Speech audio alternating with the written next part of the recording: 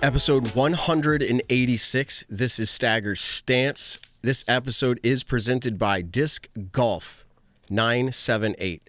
I think we talked about it back in one of the first episodes of Staggered Stance, but 978 is representative of, if you were wondering, the area code.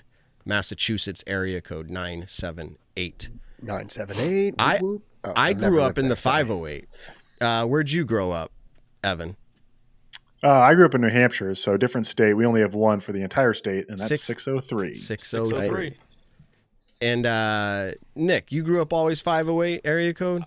Yeah, 508 and 7. Well, my cell phone number is 774. So yeah, 508 774. 978 is more like North Massachusetts. I think it goes all the way to like the eastern seacoast of northern, like kind of on the border of New Hampshire, and then west to Fitchburg and Leominster, and of course they were in Fitchburg and now in Sterling. So I you guys in being a Worcester, Leicester area, Worcester County is a different one. Yeah. Well, Worcester County includes Leominster and Fitchburg, but does it? Anyways, I could talk about area codes. Area code analysis. Yeah, we got the stats on area codes for you. Yeah, Antioch, Tennessee, Antioch, whatever suburb of Nashville. Yeah, don't know their area code. Couldn't tell you. Shout out Disc Junkies, Disc Golf 818 in the house. So, with all that being said, remember all these numbers. Disc Golf 978. As Josh mentioned, I don't know how many episodes ago, you add them all up, you get the number 24. 24 hours a day, you can shop online, $25 or more on your purchase, you get free shipping. Fantastic people. If you want to support good in disc golf, granted, we might benefit from some of that good if you buy it because they're local to us, but you also get the cheapest, and cheap usually says, lack of quality. I mean that in price only. Mm-hmm. Ben, you get up there probably more often than me now. Yeah. Meadowbrook, home of Disc Golf 978 now. It's a great combination, right? If you're coming through the area, you should stop by. Yes.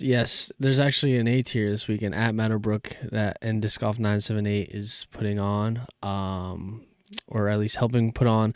But yeah, they're just an incredible staple to the community. And like Matt keeps saying, I'll just reiterate, even if you're not from Massachusetts and you have no affiliation, they still are in your best interest because they have the minimum advertised pricing, the cheapest prices, and they free shipping over $25, which is insane. And on top of that, 5% off. Also, if you use the code WeLove978 from our channel. So I mean, that's lower than MAP. It's true, and I also want to say they give back to the community. Everything from their disc return, so if they lost and found, they will take, after months of trying to get it back to the owners, they will take it and not even make a dime off of them themselves. All of it will either go to a school or a nonprofit, giving back fully on something that it might seem a little shady, but they could make money off it pretty easy. And I'm sure there's people out there doing it as well. And frankly, after you try for a long enough time, you should be able to get whatever you want out of it. But great people. Shout out to Scott and Melissa and the whole crew over there. I think Marky Chap still works there, right? Yes. Yeah, so Marky Chap from Simon's Vlogs. Full time there. Full time. We got a lot to talk about. The whole crew's here tonight. We'll be in and out different ways, different capacities. But we are all here. Did you guys watch live disc golf? Like a lot of the weekend, some of the weekend? Most of the weekend. Yeah. Josh, Ben? 2/3 for me. Yeah, I mean, I scattered throughout the entire weekend. I saw much of it. There were pockets I couldn't because I also have other responsibilities, but I consumed quite a bit. And heading into the last day, I was eager to watch. I was on the road some, but guess what? You can stream on your phone, and, it can kind of sit there in the periphery of my vision, and I listened to most of the live. You can hear it. Yes. There you go, Josh. You can hear it. You don't look at it. No, the visual was for the rest of the people in the minivan. Yeah, exactly. My wife and kids were watching it. I know. I'm just making sure. Do you have the TVs in the minivan? Like, were you hooking up for your kids in the back? Not quite. They had to all look up to the cell phone. Okay. Evan, if I'm not mistaken with my math, 2/3, that's pretty easy math, right? You got it in 2 rounds, or did you split it up? Well, 4 rounds for the 6 total across both divisions. But yes, so watch Friday. I mean, while working, but that's part of my work. And then on Sunday, I guess a little less than 2/3 because I probably missed the front 9 of FPO and then maybe the front like 6, front being the first 6, I don't know, of MPO. But watched both endings, which was exciting, but also it wasn't like you were glued to your television watching, two people walk in, great victories, of course. Yeah, someone in the chat just said, why is Paul not a hot topic today? Well, we're going to talk about him. In fact, I didn't put him in the title. I mean, I'm wearing a Paul McBeth hat Nick is, even though he's incognito for the moment, so like, hey. Yeah, there's only so much room in our title, and we are not 100% on Paul joining us, although we have a contact with him, and he said to check in, and we're going to check in, and we're going to see if we can catch up with him. So we're not promising, but it's a possibility, so stick around. Also, Simon Lizotte. Not to give away all the secrets, but this guy is a hot commodity, especially post-wins. We have a great relationship with Simon. We love him. He's a cool dude in our local community. We've had him on the show 25 times. Nobody else wants to hear from him again. No, I'm kidding. We made that executive decision. We're like, no more Simon. No, I'm kidding. That's obviously not what happened. We hit him up, said congrats, talked to him, and then he said he's only doing one podcast per win. That's what it is, and I don't blame him. I actually said, glad you're at that place where you do that. You don't need any more exposure. He's got over 200,000 subscribers. He's winning. He's on podcast galore. So he's winning life. I will not give away where he's going because that's that show's job to do, but we'll let them promote that. You guys will be able to catch up with Simon on another podcast. But tonight, Big Jerm and the possibility of Paul McBeth. Big Jerm had a great showing. Obviously, Evan, you're going to get into it here in just a minute, but that's kind of our show structure. We're going to do our pop picks. We're going to reveal, contact the winner. We're going to do all of our picks there. So without further ado, unless anybody else has anything to interject, I'm going to let Evan take away the recap. Yeah, certainly. I mean, hey, Big Jerm, we can talk about him first. I mean, a top 5 finished tied for 5th. His first top 5 since 2019. I mean, he finished 2nd at USDGC. He always does well there, but he's had a few top 10s in between, 2 of them being at LWS Open and Idlewild. But first time he's been up there in a long time. And did you guys see his final putt on 18? It looked like he was checking scores. Confirmed that, you know what, I have a few strokes to give before falling out of a tie for 5th, and if I get this birdie, I'll hit that top 5 mark. We had a hot mic out there when he hit his putt, and this is what he said. My friends. Yeah, that'll do, my friends. Yeah, that's Jerm. That's not me. No. That's Jerm. We just sound that alike. But that's super cool to see Jerm get this great finish. I mean, it comes just a few weeks after he won an 8-tier at the Persimmon Ridge Retreat out in Arkansas the week before Jonesboro Open. And that was his first 8-tier win since I think it was 2017. I have that written down here if you let me scroll for a second. First 8-tier win since 2017. Yes. Which that's incredible. Jerm, it's no lie or secret that he's on the maybe backside of his prime, but he's showing that he can still compete there with all the young crew. And he wasn't the only one of maybe a previous generation or the generation that seemingly might be getting pushed out. We'll talk about Paul McBeth in a second, but let's talk about the winner in MPO, Simon Lizotte, who gets his first win of the season, his 9th Elite Series win of his career, still searching for that first major. And it's his 7th Elite Series win in the last 2 years, being in the last 24 months. Look at that picture. I was going to mention that earlier because that wins like the cutest, like wholesome picture that I've seen in a long time.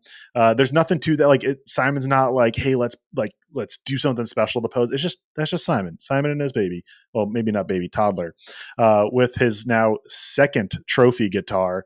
The winner of this tournament famously gets a guitar as a trophy. That's a custom Gibson. Do I have the right? I'm not a guitar person. That's the correct guitar. You guys know guitars. I think that's what it was. Yeah. That's the brand. Yeah. Which, that's quite the trophy. And there's always talks about trophies. Of what kind of trophy do you want?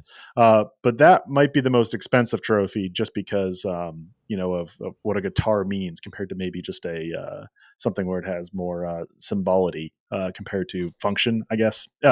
Anyways, Simon Lizotte looked incredibly good this weekend. He didn't bogey until hole 16 of the final round, which was all but his victory by that point. He was walking it in. He was playing great. He made everything look easy. But I think what surprised me the most, or maybe not surprised, but impressed me the most, was him around the putting green. He was phenomenal. He missed one putt all weekend. He was 28 for 29 in C1X, he missed one C1X putt all weekend. 28 for 29 in C1X, and then 7 for 18 for 39% in C2. He gained 9.23 strokes, and have this stat, I mean, to go along with his 11.03 strokes he gained tee to green throughout the event. Double-digit tee to green strokes gains happens pretty often, as 3-round events, but especially in more. But to pair that with 9 strokes gained in the putting green, that's incredibly rare. We haven't seen a double-digit strokes gained tee to green performance along with a 9+ strokes gained putting performance all year in MPO. This is the first time. It's about 2.5 strokes gained putting more than the next closest, which was Ezra Aderhold at Texas State's, interesting enough. But anyways, let's go around and just Simon always has these victories where it seems like it almost comes out of nowhere, but then it also seems like about time. What did you all feel about, this Simon victory? I feel like Josh is going to have things to say, so I'll go to him first, but then Nick, I want to hear you too, because he had a special caddy on the bag, and I know it wasn't you this time, but let's start with Josh first. So specific to Simon's victory, just like reactions to that. That's what you asked for. Yeah. Simon, I don't know how to say it. Like, he cracks me up because like, it's something about it's effortless, and I literally think it's not just like it looks effortless. I almost think for Simon it is, because it seems like when everything else is kind of like shrug your shoulders, right? Not feeling well, aches and pains, knowing he's about to have a baby at home, and he's like, well, I guess I'll just play disc golf. And here he comes, right? Scorching, and then just playing. And here's my one thing, the way he's putting, compared to a lot of other putters, just the style, just the way he floats it in is just awesome. So, yeah. And just when you think some of these players, including Simon, we can talk about the others, but aren't having a great year. I know we're only a handful of events in, but here he is, still making his mark. So, I don't know. It was pretty fun to see. I want a quick comment on the not picking you out, Josh. I always feel like I come up with stats after you say something, because it makes me think, and it's just some chatter you hear around. Of course, this is the first win for Simon this year, and it's probably the first time he's been heavily covered late into the event. But he did have a 5th place finish last week, and then he had 2 top 20s at 17th at chess.com and then a 16th at the Open at Austin. Waco, he missed the cut, and I think that's the one that's sticking in a lot of people's minds. He finished 76, missed the cut, missed the cash, and then his only other event was a 27th at Texas State's, which, if that's your second worst event, I mean, it's really not that bad. It's not quite Anthony Barella numbers of this year, but I think that's a good season. And maybe people aren't necessarily saying he's having a terrible season, but I think it's worth at least pointing out that he's had some pretty solid finishes this year so far. Do we still have Nick around? I did want to hear his. Okay, I know Nick, you were in and out before, so I'm throwing it over to you. Yeah, my internet's being a little bit funky, so if I randomly dog out, that's why. I thought it was smooth. I mean, it's funny. I go after Josh, I feel like, a lot, and he says, it just seemed smooth. It was consistent. I agree a lot with what Josh was saying, and it was. His putting was smooth. Even his bad putts were still going in. They were just on the mark enough to where they might have been a little bit low, hit that front rim, and then bounce up and in. He's got a very heavily styled spin putt. He was kind of getting that shooter's roll that we talk about in basketball. And it was great to watch. He's powered down his game so much than what he used to. He's doing the nap time, Ben. And we got him back. Wait, my back. He's back. Yeah, sorry. Yeah, I don't know why it's doing it. Maybe I'm about to get hit with a hurricane. Who knows? What was I saying? So his game was so powerful before when it came to power throws, and then now with him being able to power everything down, he's still throwing 375 to 450 stock shots, and he's doing them what seems like he's throwing 50 to 60% power, and they're just accurate. They're smooth. They're going in, and he was hitting all the right lines. And then watching the final round, you kind of saw him and Paul right off the rip hit some big putts on hole 1, and it's like, okay, we got a battle going on. And then Simon was just able to play clean the whole round, and Paul started off a little bit slow, was making a couple small putting mistakes, picked it up a little bit towards the end, but just a little bit too late. And it was awesome to watch Simon go back-to-back there. Last year was a pretty credible experience being able to watch it front row. And then with his buddy Aaron on the bag, an MVP guy. He's such a cool dude. Andrew. I think Andrew, excuse me. Yeah. I was thinking Aaron from Thought Space for some reason. Andrew, for Simon to have someone that's more of a friend and he's comfortable with having on the bag, I think that's actually where Simon excels a lot, is especially if he's not feeling well, it takes the pain off of carrying the bag, walking around, thinking about things about yourself, being able to talk to someone and have conversation, but not just about disc golf the whole time. Having a friend on the bag, having someone who knows your game is also very nice to have. And then having someone who, is part of the main reason why you took the switch over to MVP is definitely something huge. So regardless, incredible tournament from Simon. If anyone's deserving of that guitar, it's him. Matt, Ben, I know you guys are going to have thoughts about Simon, so I'm not going to move on without giving you guys the chance. Oh, no, I'll hold off till the pop drop lock review. That's all I'll say. Let's go over to Ben. Yeah, I don't have much other than it was very impressive. He won by 5 strokes, and it seemed like he couldn't be stopped. So congratulations, Simon. That was impressive. And yeah, that putting. I mean, 28 out of 29. You said, Evan. That is unfathomable to me. I was just practice putting before I got here. 20 footers, 61 for 100. So there you go. That's pretty bad. 61 of 100 misses. No, I made 61. Oh, missed From 20 feet? 20 feet. So. Oh, yeah, Ben, keep on practicing. 100 tomorrow or 100 after this podcast. I don't know. That's the goal. I'm working on it. in the background. Podcast. Yeah, I mean, we got to have those daily text messages where Nick just says, "Hey Ben, how many times did you putt?" I thought of an episode.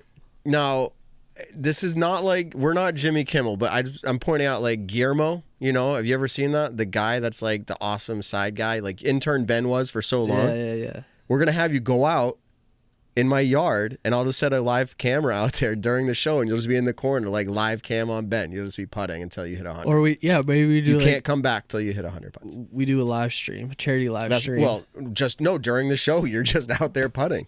We'll have earbuds in so you can talk. All right, I guess it's happening. When the weather's nice. All right, we got off topic. Or when the weather's not nice and really make them want to hit those snowing putts. in April. Hailing. Yeah. All right. Well, moving on. Let's talk about Paul McBeth. Hopefully we'll have him on. I'm excited to hear about it because it was a very interesting event for him. It was this really first event back in contention since he kind of since Worlds last year. I think I'm trying to figure out the injury timeline, but I of course don't know that the best. European Open was when it first happened, but then he played through it, and then I don't know if he got surgery or you went through the whole process. And Nick, you could fill us in that if you want, but to at least cover this for a little bit. He was definitely throwing his forehand great. It seemed like he was relying on that a lot more this weekend. This course set up, that was noted throughout the broadcast, that it set up really well the forehands. It also maybe set up to a lefty backhand. So we saw some of those lefties fly up the leaderboard.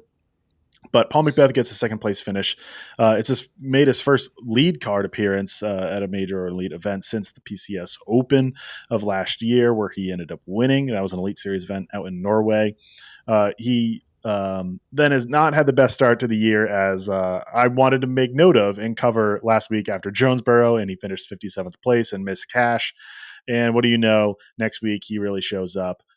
Played really great and was fighting for the win. He was, him and Ricky Wasaki were really kind of pushing Simon until kind of maybe the back nine when Simon kind of maybe solidified it. But Paul McBeth looking like he's back. This is about the time last year when he left to go over to Europe and play those Euro Tour events, but now it's those events would be Elite Series events on the Disc Golf Pro Tour, although it will have some silvers. Anyways, I haven't checked the schedule, but I know he is going over soon, so I don't know the exact date that he is going over there. Paul McBeth coming back, I thought that was really impressive. Last year, he only had one top 5 finish, although he was a little bit more consistent to start the year before going over to Europe. So now he gets a top 5 finish, and I know he's still looking for that win as we have a few more events on the schedule. And then to maybe round out this, era of old, which is still kind of the current era, Chris Dickerson finishes tied for 3rd. Of course, when you have an event in Tennessee, you're always going to bring his name up, and for good reason. It was his 101st MPO event in the state of Tennessee. Do you guys know how many top 10s he has Isn't it in Tennessee? It is 100. He has missed one top 10 in his entire MPO career in the state of Tennessee. 85 of those are podiums. Of course, a large number are maybe B and C tiers, where, it might be a given that he'll finish on the podium. And if he's not winning, that might be a story. But still, quite a few Elite Series events or high A tiers that are mixed in. And he keeps the top 10 streak going, even with this Elite Series event. And even with him maybe not being in the best form, although I think that might be a little bit overset. He's not actually playing as bad as people are saying. But here he is with the top 5 or top 3 finish even. So those top 5 of Simon Lizotte, Ricky. Well, I didn't even mention Ricky Visacchi. I went right over him. He also finished tied for 3rd. He finished on the podium at chess.com earlier this season, and he is now 4th place in Disc Golf Pro Tour standings, which he is aiming to continue his streak of finishing top 4 in the Disc Golf Pro Tour points every single year that the Pro Tour has existed since 2016. So Paul McBeth, Ricky Wysocki, Simon Lizotte, Chris Dickerson, and Jeremy Koling are kind of that top 5 of old age. But it's really interesting how it almost immediately flips to kind of this new generation coming in. I mean, tied for 5th was Nicholas Antala, and then Anthony Barella, Silas Schultz, Ty Love, and Gannon Burr all finished tied for 7 to round out the top 10. So I'll throw it to you guys. Any other thoughts on the MPO leaderboard, whether someone I just named right there or the rest of the leaderboard before I bring it over to FPO? Antala had a bounce back event after 2, 60, sub 60 place finishes. So that was good. Calvin Heimberg, find this interesting. His first event of the year at chess.com, 34th place. He does it again at the Music City Open. I'm curious. I don't have this in front of me, Evan. I don't know how quick it would be for you. Last year, how many times did he place outside of Oh, well, I know this from 20 or memory. 30? His worst finish last year was 16th at Champions. Yeah, so he's done it twice already. That was the only time he missed the top 10. Twice already, 34. Now, the in-between events are 3rd and 5th and 2nd, but it's just interesting. So let's see what happens. He did miss the top 30 twice in 2022, one being at the True Bank Des Moines Challenge and the other one being at the Beaver State Fling, although I think it was a silver that year. Yes, it was a silver. So if you want to go purely major and elite events, I mean, you could go to the year before where he finished 45th at USDGC and 33rd at Masters Cup when Masters Cup was a NT in the final year of the National Tour. So, yes, that is interesting. Thanks for pointing him out, too, because, I mentioned the top 10, but he is definitely a noteworthy name to touch on. Yeah, I mean, for sure. I'll get my general reaction, and maybe this will even come up later, but those who have been following disc golf for quite a few years, I saw plenty of comments. They're like, did I just click the right stream? Year? What are these names? Yeah, the right year. Is this 4 or 5 years old? Not even that old, to be honest. But I'm sure everybody has different opinions. It's been really fun to see some of the younger players, even though they're familiar names, AB, Gannon, even Nicholas, others that you can throw into that mixture. It's been great, and I'm looking forward to the incredible future. But maybe the future's not all the way here yet, and these players are like, hey, don't forget, maybe we're not as consistent. Maybe the competition's tighter. Maybe we have some injuries because we're all old guys. But we're still here. It was just incredibly fun to see them pushing. It'll be interesting to see how that balances out through the remainder of the year. Awesome. Well, let's talk about the FPO winner who won a guitar for winning the Music City Open for the 2nd year in a row, and that's Kristin Tattar. She was, I don't want to say didn't look her best. Holland Hanley came out to a crazy good start, had a sizable lead. Silva Saarinen was actually in 2nd place with Kristin Tattar in 3rd place. But then after round 2, Kristin came charging up and was tied with Holland Hanley. They were co-leaders going into the final round. And then unfortunately, it's where the trend is going. But Kristin Tattar catches, and Holland Hanley isn't able to hold onto the lead, and Kristin ends up with the win to win back-to-back years at the Music City Open. It's her 21st major or elite event of her career. She is now one shy of Juliana Korver's record. Of course, you can make the argument that there's more events this year, but that's still incredibly impressive to catch someone as great as Juliana Korver on the wins leaderboard. Kristin Tattar shot a 1,000+ rated event. Let me pull it up real quick because I think it was 10-17, although unofficial until ratings process. That marks 7 straight 1,000+ rated event winners for FBO this season. which is the longest streak of all time. The longest streak prior to this was 3, and we are now at 7, and it's all to start this season, which is an insane new standard that has been set by the division. Kristin winning 3 of those is impressive, but then also 4 other winners who are also doing it at 1,000+ level. I think it's incredibly cool to see, and really shows the level of the FPO field that has grown, not just the depth, but also the quality of the player who finishes out on top. Holland Hamley, though, this was the 4th time that she entered the final round of a major or elite event with the outright or co-lead. It was a co-lead in this scenario, and she has now lost all of those. As unfortunate as that stat is to say, excuse me. Although she did win the Throw Pink event last year, which is an XA tier, it's not an Elite Series event. That was from a chase card comeback, so it's not part of that streak I mentioned here. But I'll throw it around. I mean, Kristin Tattar wins her 3rd Elite Series event of the season. She didn't get that major number 1.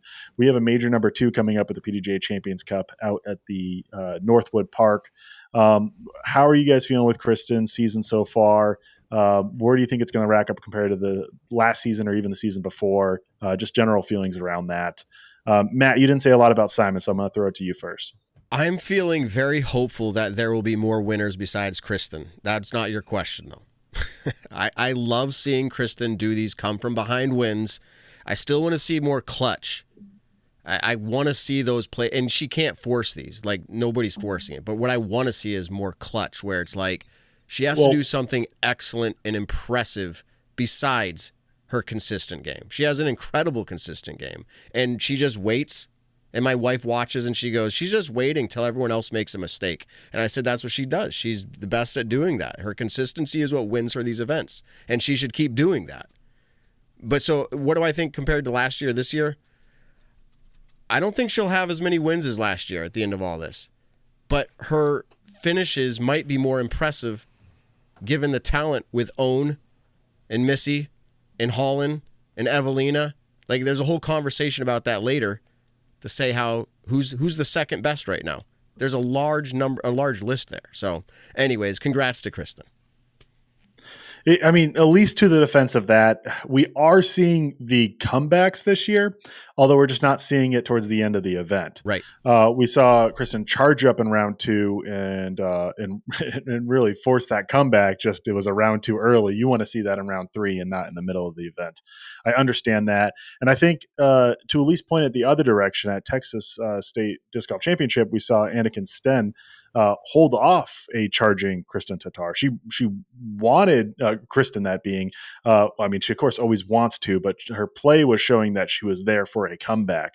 But Anniken was just not letting her happen. I mean, even with the OB for Kristin on hole 18 of that event, she was still charging back. So I think it was impressive to hold off a charging Kristin Tattar. A note is last year she won 9 major and elite events.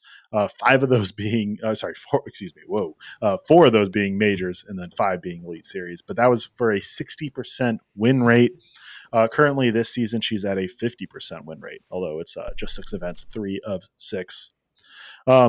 Any thoughts from Ben, Josh, Nick, if your Wi-Fi is doing okay? Any thoughts for Kristin? I just like, I mean, so Kristin's good and she'll continue to be good.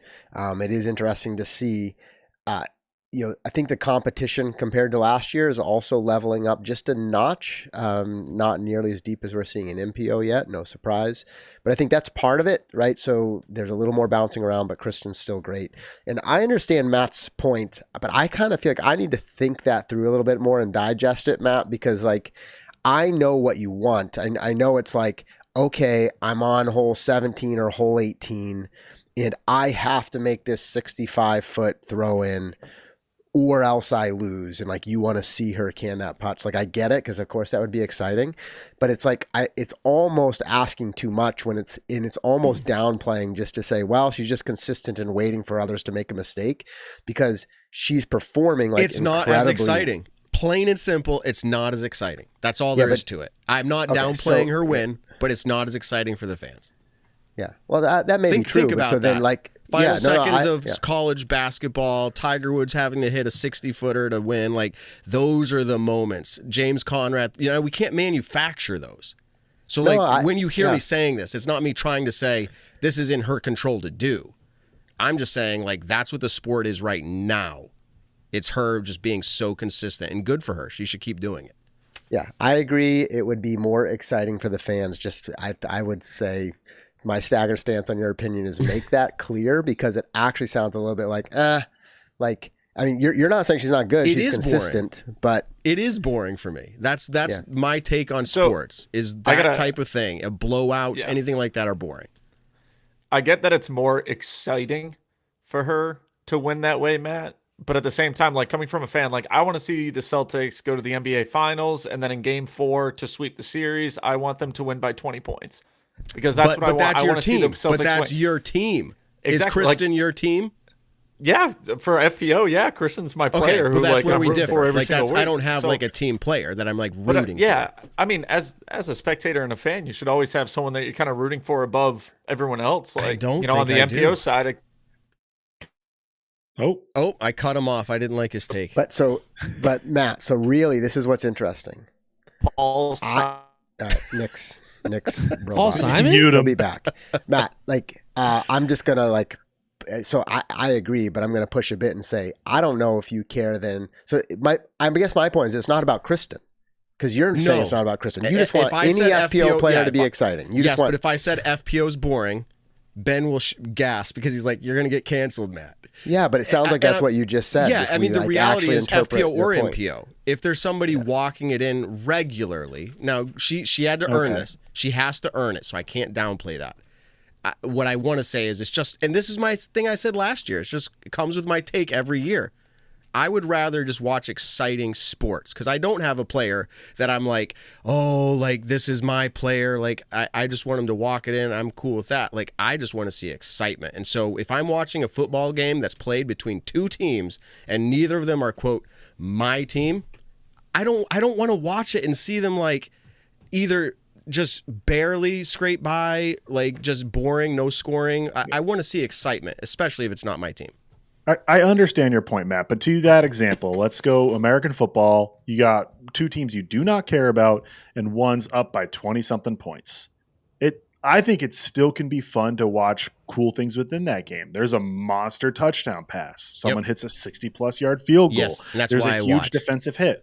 So there's things that are fun within it. Yeah, I know, like nothing in the world I think matches the excitement of sports in the final minutes or final holes in disc golf to have that like who's going to win, what's going to happen. I think Jonesboro and MPO just last week was exactly that. I had no clue Anthony Barella was going to win. I thought it was between Calvin Heimberg, right, and Benjamin Callaway. It was a week ago. I shouldn't be forgetting this. Yeah.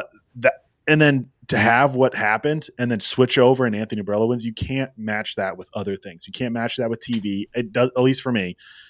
I understand that is the most premier thing you can ask for. But if that's happening all the time, yes, I think it lessens that. I think it's time and place. Mm-hmm. So I think when it does happen in FPO, which because of Kristin Tattar's dominance has been happening less, I think when it does happen, it's going to be all that more exciting. And I mean, for me, this is again the staggered stance of it.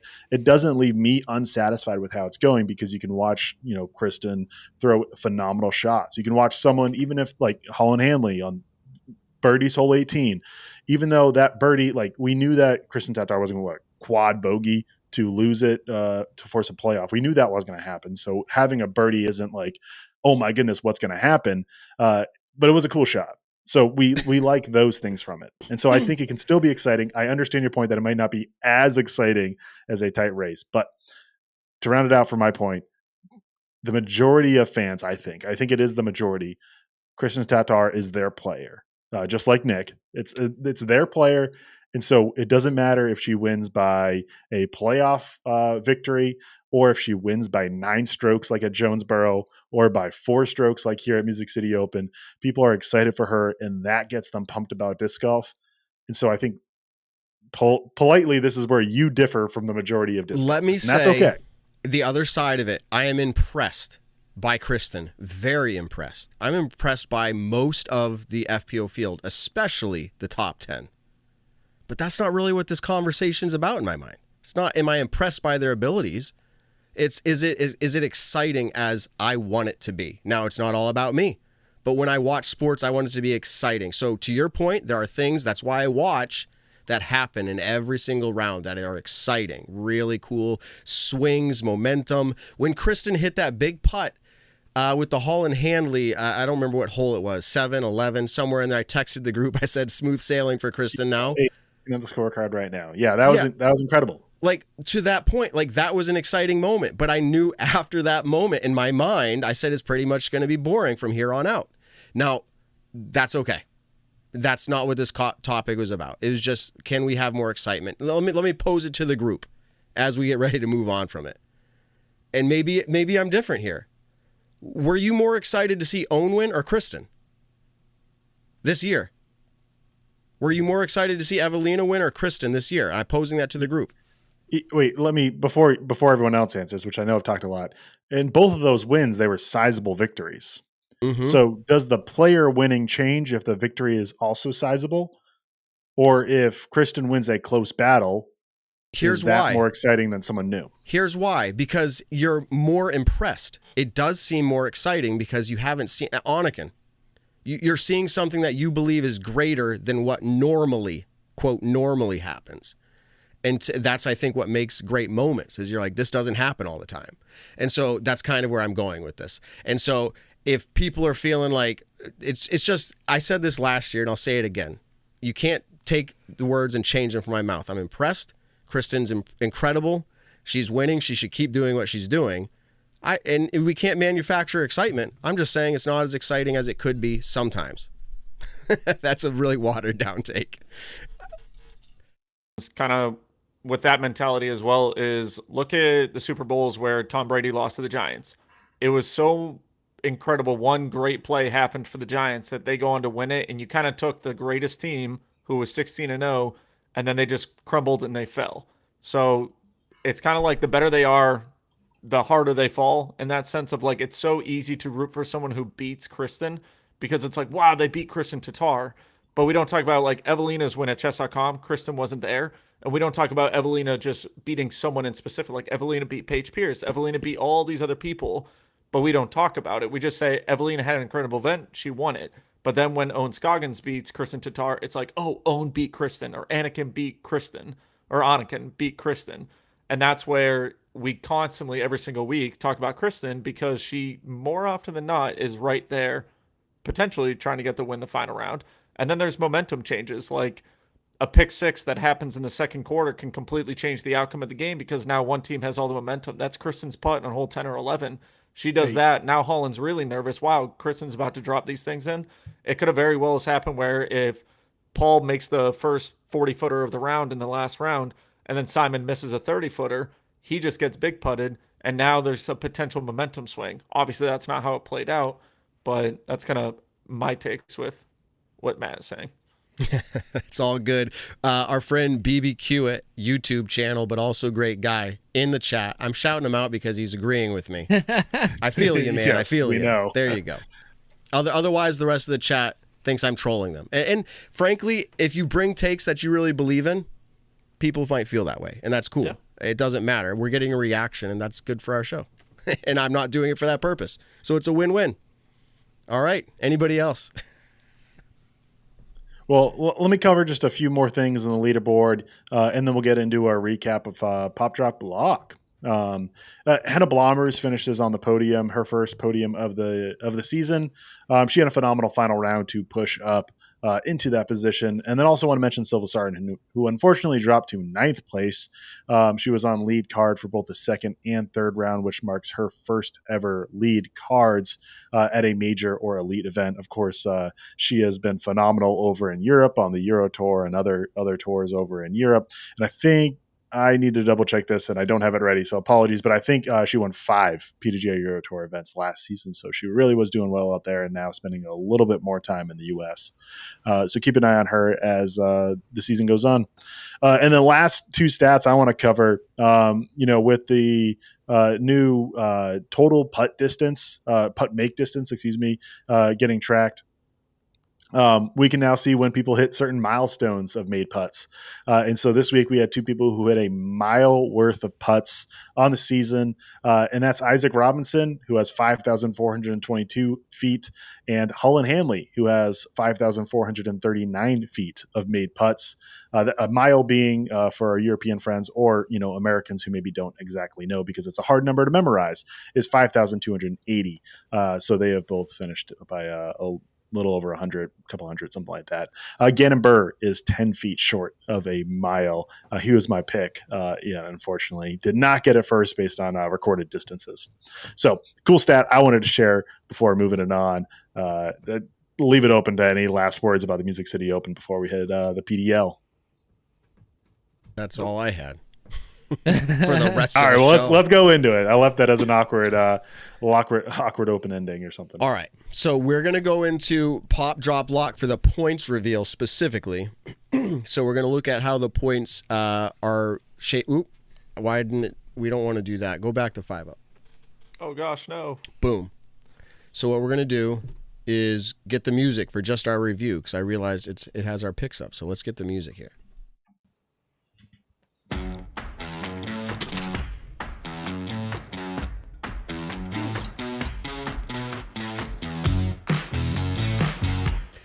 Okay, that's okay. It flashed up our picks. Now everyone's going to go run to make their picks the same before our picks. That's fair. That's why we do it. We give you an advantage here. But let's go ahead and reveal our picks. Well, they have 3 days for the deadline anyways. Can we really quick, before we do the revealing, I want to give a shout out. I actually just found this out, that the guy who won it this week is actually someone who helped out a ton. His name is Don. He helped out a ton volunteer work at Olympus this year. You know him. He helps out. Yeah, so they hit me up and they were like, hey, Don won it. And him and his buddy, they are from Prince Edward Island area. And they've actually done a lot of volunteer work over at Hillcrest, Chris and Don.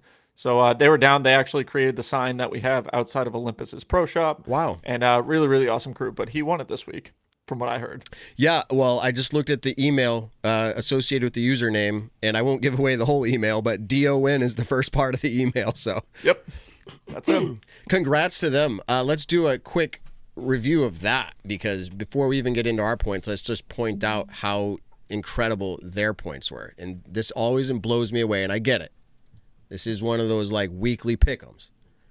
But, I'm at the wrong event. Music City. Here we go. But you have to like get kind of lucky to win this, and it just is what it is. Who picked Matty O to drop? And when you did, you got 66 points just from Matty O. That was like a big drop for Matty O. That's probably more points than all of us got this week. Yeah, and then Aiden Scott to pop. That's kind of like you look on the list and you go, huge. I've been picking him a few weeks now, and then gave up and went somewhere else. And that's the thing. But he put both of those together. He's already at 100 and something points. And then from there on, literally the only other positive points he got was Kristin winning. So anyways, incredible shout out to Don. We're going to contact you by email. You'll give us your address. We'll get something shipped out to you from Hooligan. And we'll talk about Hooligan more when we're actually doing our picks. But for now, let's reveal the points. And I believe I have to try to remember how these points play out. We usually start from the bottom, and we're going to go Josh, 9 points. No. Oh, come on. That Wasn't hurts. negative. It's a good thing. He might have had some negatives in there. I mean, I definitely had some negative. Yeah. -4 for Cole. -5 for Henna. Yeah. I mean, honestly, yeah. The margins are getting tighter, but no excuses. Oh, that means I'm going to be very fourth good place. at this game. I believe I don't remember who we go to next. It's either I think it's Nick. Yeah. 18 Josh and I points. had, I think, 4 of the same picks, didn't we? Yeah, 3 or you 4 guys of were the like, same our picks last FPO week. was very true. true. Yeah. That's true. Up next is Ben, 23 points, which we said going forward, any points is good. Like, you're going to get plus or minus 5 points on any player. Like, that's pretty good. I think if you get 30 plus points, it's probably pretty decent any given week. All right, here we go. Between Evan and myself, which, Evan, you're getting Ben's pop picks as your drops. That's a tough thing to. Not this week. That's tough to keep up. No, he did. I added him in for him. Oh, really? Yeah. Which, nice. So I got 26 points. Quick clarifier. If you're looking at the leaderboard, you'll see me with a little bit higher. When I put in my picks, I don't know what Ben's picks are because I don't find them out until the show airs. So I already put my picks in for next week. So I do placeholder picks. So I generally put the lowest average I can find as my drop. So that way, if I do forget, like what happened here, I don't get dinged as much. You so don't for the lose show much here. For the show, we are adjusting to what it should be based on the previous show with Ben's pop picks as my drop. So that's why I appear a little bit higher on the leaderboard. So don't think that Matt or Josh or whoever is doing these points for the show are incredibly wrong and bad at math, because that's not the case. That's a good clarifier. Yeah, I looked at it. I think it was about 9-point difference. But yeah, I got 35 on the leaderboard. So 9 is correct. See, we can do math here. We can do math. I just wanted to point out real quick. Ben picked Madison Walker, and we talked about it. And you should have seen our group chat leading up to the day. Is Madison going to play? We called it out the day before. He's like, I don't know. I guess so. She's on the registration. We look at tee times. I said, you're going to have to check early in the morning. And Ben says, I'll be sleeping. Yep. And then indeed I was. 8 o'clock rolls around. I send a message out. Hey, Madison dropped. And that's that. This is 2 weeks in a row for you, right? You did Madison before that. Maybe three. So my question. 4 times the charm. Let's go. Do not tell us right now. But when we pull the picks up, is Madison Walker going to be there? The chat needs to decide. Is Ben going to roll the dice the 4th time? You get 0 points for that. And so my point is that was going to be a pop pick for Ben. Yes. That became Evan's drop pick. So long story short, Evan, you only got 0 points out of that. No harm, no foul there. So that's the best case scenario for you, really, Evan. Well, not best. Yeah, well, so picking 0 for your pop pick, I don't think smart, because I think there's a lot more points to get in the pop than there is the drop. Because guessing when someone's going to play below their average is a lot harder than picking someone who has a bad average to play, a little bit better, and you can at least get some points. I'm making sense here, I hope. So I'm getting the great end of this deal, because I'll gladly take 0 on drop. That's what I'm saying. It really isn't the worst thing. It's when Ben actually makes a pick and he picks someone safe who can get like 15 points, and you know they're going to get that, but they're not going to go for that 60-something point pop. Because then I know I'm losing 15 points. I'd rather take the risk, and Ben's not going to get the 60-plus pointer pop pick. So I'd rather have that, but he's being smart. So I can't fault him for being smart. What's the expression? Made my bed, now I got to sit in it. I don't know. I just need 20 points per week, and I'll win. All right, here we go. Final drum roll. I'm last here, which means I'm first. 90. Holy smokes! I didn't know it was that high. Wow. Wop, wop, wop. What? So, Stream do you just remember disconnected. last year? Yeah, streams. Did that happen? No. Last week, I mentioned I was all in on Simon. And when you get him as a pop, which actually earned me more than his win, and you get his win, that's a lot. And then I picked Kristin to win. And so I had Kristin, Simon, plus Simon doubled up. He popped and locked him. You guys did that with AB. I said I'm going to pull the trick back and all in on it. Yeah, I told Simon today when we were talking. Who did it with AB? Josh did it the first. Yeah, chess.com. Meaning I had him for both my pop and my. And it worked out well. I told Simon, and he said I was a maniac. I was like, dude, I picture you. You're a maniac. So there's that. So yeah, Josh, keep our running tally going. I'm pretty sure I just. Yeah, the number was really close, but now you jumped ahead. So yeah, so we have Matt in first place. I think Nick is still in second, but now it's a 74-point margin. So now you got your work cut out for you. And then we've got Ben in third, 62 points back. Me in fourth, 53 points back, and Evan trailing. I got to redo the math, but I think you're 14 points behind me. Okay, that's close. I can make that up this week. Let's go. It's I feel like tougher. I'm not very good at this game, but I guess there's room for a comeback. It's tough, but I always talk about these strategies. Everyone knows them. But now we're going into a wooded course. We're not getting to our picks yet. We're going to talk about that later, but it's changing it up. Who are those players that are big swing players in the woods?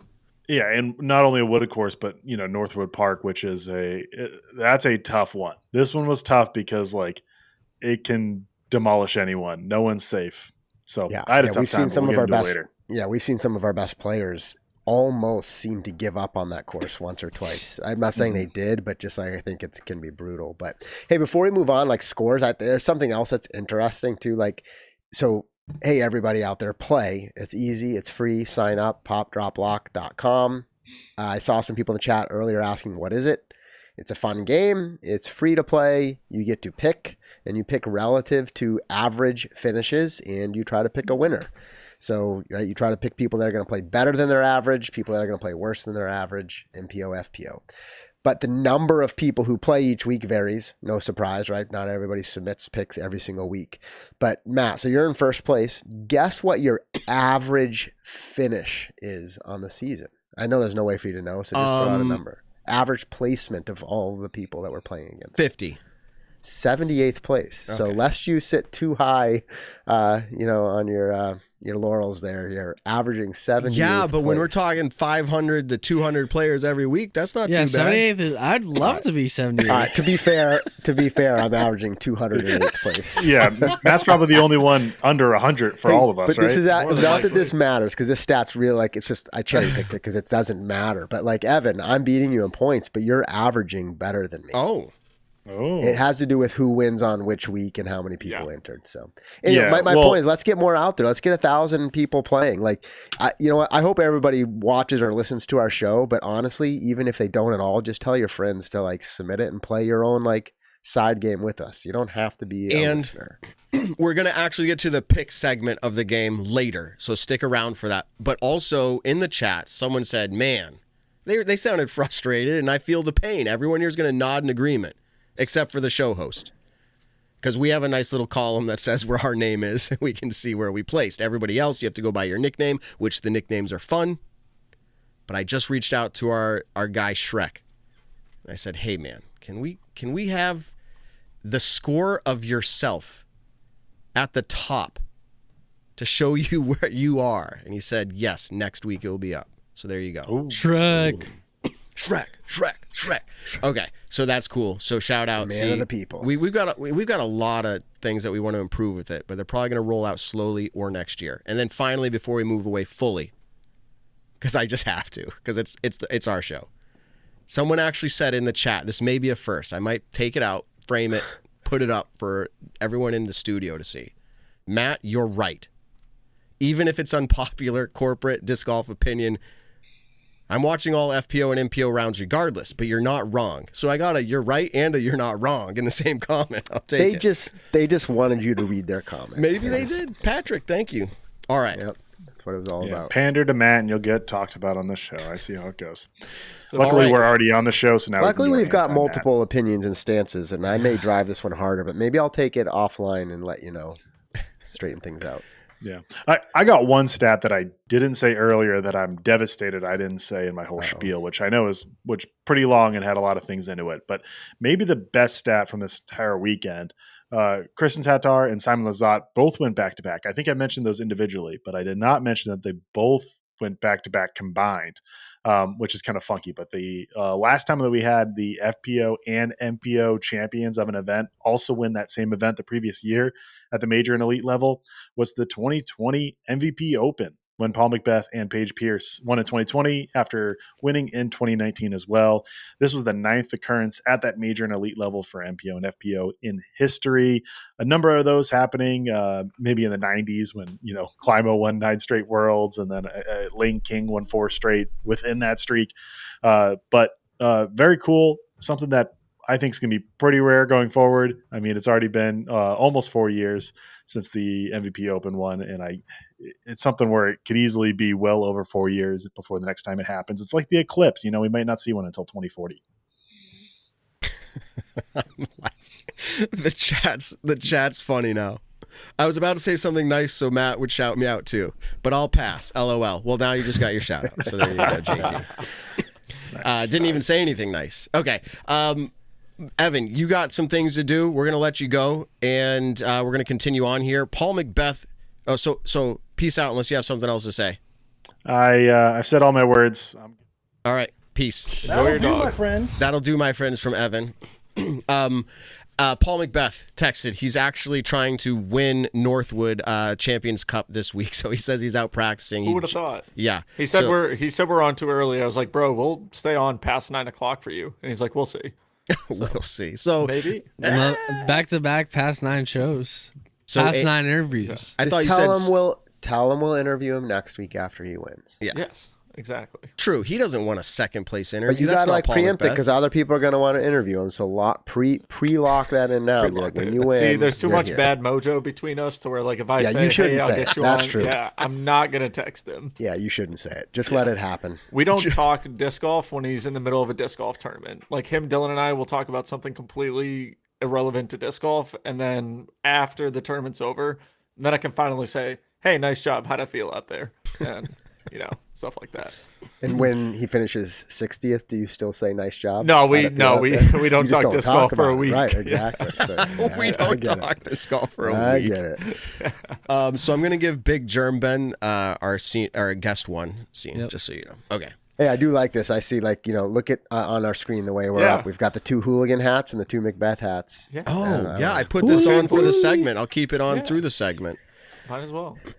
All right. So we're gonna get Big Jerm on here in about 30 minutes. He's traveling. This is a Monday show, everyone. You know that. Live recording. It's tough to get guests sometimes, but they're willing. Big Jerm said, I want to come on. I'll pull over to come on. So, okay. What a guy. He's He's loves been such a the great time. interview that we've had. Okay. We can probably just say, we don't even have to ask a question. We'll just say, why don't you just talk? And Yeah, then he'll just talk for 30 minutes. And he'll just do it. He'll do it. Just have him. And then we just close it out. Yeah. All right. We would be remiss as a show that talks about disc golf to not bring up that the second round was delayed due to a threat of violence to a competitor. The Pro Tour's official stance and how do you write it? Writing their report, their media report was sent out, a few hours following the fact that there was a delay. States that there was a threat. It says an unspecified threat to an individual is how they wrote it. You can find that online, all different places. And Natalie Ryan seems to take, I don't know the right word, I don't want to use the word credit, but takes that it was towards her. If we put both of those things together, it seems like it's a sad thing, but it seems like it could make sense. So I just want to have it at least from my mouth. I won't speak for everybody else, but from my stance here. When you reach the level of you're threatening to harm somebody, you're not welcome in the sport. We don't want that around. Plain and simple. I don't care your stance either side. If I don't even want to get into the semantics of, well, someone might have done it this way or that way, or it's not accurate reporting or whatever it is. Just short and sweet. The Pro Tour caught drift, was informed that there was this potential of threat of violence. And I believe that they responded appropriately. And then I think in turn, the response needs to be at the same level of what they thought the threat was. And my understanding was having a police officer, at least in the presence of the threatened person, was appropriate. Going forward, I don't think there should be metal detectors and bag checks. From the Pro Tour's report, there's nothing that merits that.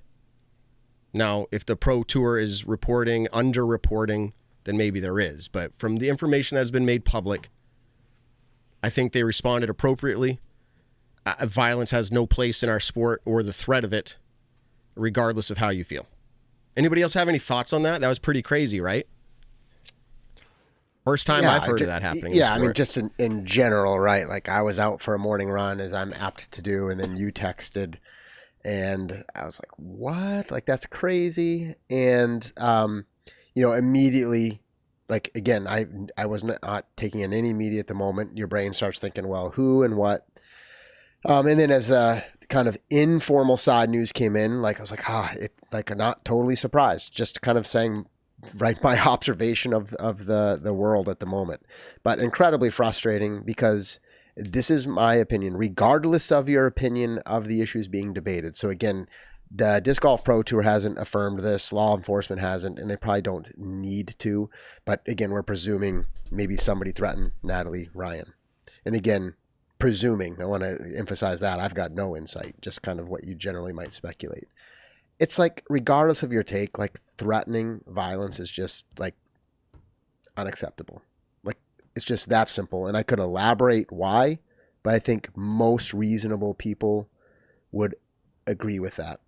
Even if you're incredibly frustrated and you want to boycott and you feel like the sport is being torn down that you love, and I'm saying all those with big capital ifs, if that's your personal opinion, still threatening violence, like, it's just unacceptable. It doesn't make sense to me. I mean, in one way it does, because I see the world we live in. So like it intellectually I know what happened and that makes sense, but it doesn't make sense. It's a bad, like, ridiculous approach. Simply put, Jeff Spring's quote, "Threats of violence at DGPT events are utterly unacceptable and then are treated with the utmost seriousness by our entire staff." And that's what you mentioned, Matt. Like, they, even if somebody wants to dismiss it as empty threats, or maybe somebody's trying to intimidate somebody so that they get their way, and even if that's your interpretation of the likely situation, the Pro Tour, law enforcement has to take this seriously, and they should. So that's my take on the actual threat. Of course, then it's just intriguing is great. I'm glad they locked it down. They recovered fairly quickly. They were able to provide some additional security and the event went on. But like, what's the emotional impact to everybody involved? When I say everybody, I mean everybody. Everybody that's impacted by threats of violence on people. The FPO players had to still go out and play. And like, where's your mindset? Does that impact the game? Which again was probably maybe the intended purpose of the person making the threat. I have no idea. In today's day and age, there are threats cast everywhere. I don't know if this is something law enforcement will even continue to pursue or not. I just don't know how those logistics play out. But I ask, even though I doubt anybody's listening to this who might make a threat, it's like, just don't make a threat. Go find a better way to exercise your opinions, which again, have your opinions, but be mature about it. I mean, it sounds so simple to say, but it's just crazy. Like, where do you get at in your own head where you're like, this is going to be the outcome?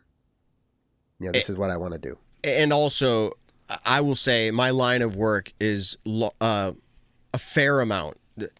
Over the years, I work in safety as a professional in the utility industry, and we have very serious incidents take place up to fatalities, and I've investigated those. Those are really hard. When something happens, and we'll call this an incident in this scenario with the Disc Golf Pro Tour, thankfully no actual result, but we'll say this was an unwanted event that happened, right? Information around that moment typically is not very clear. There is a lot of it. And then you look to these detective shows, if you've ever watched them, they put the papers up, they tie the strings, it all starts to come together.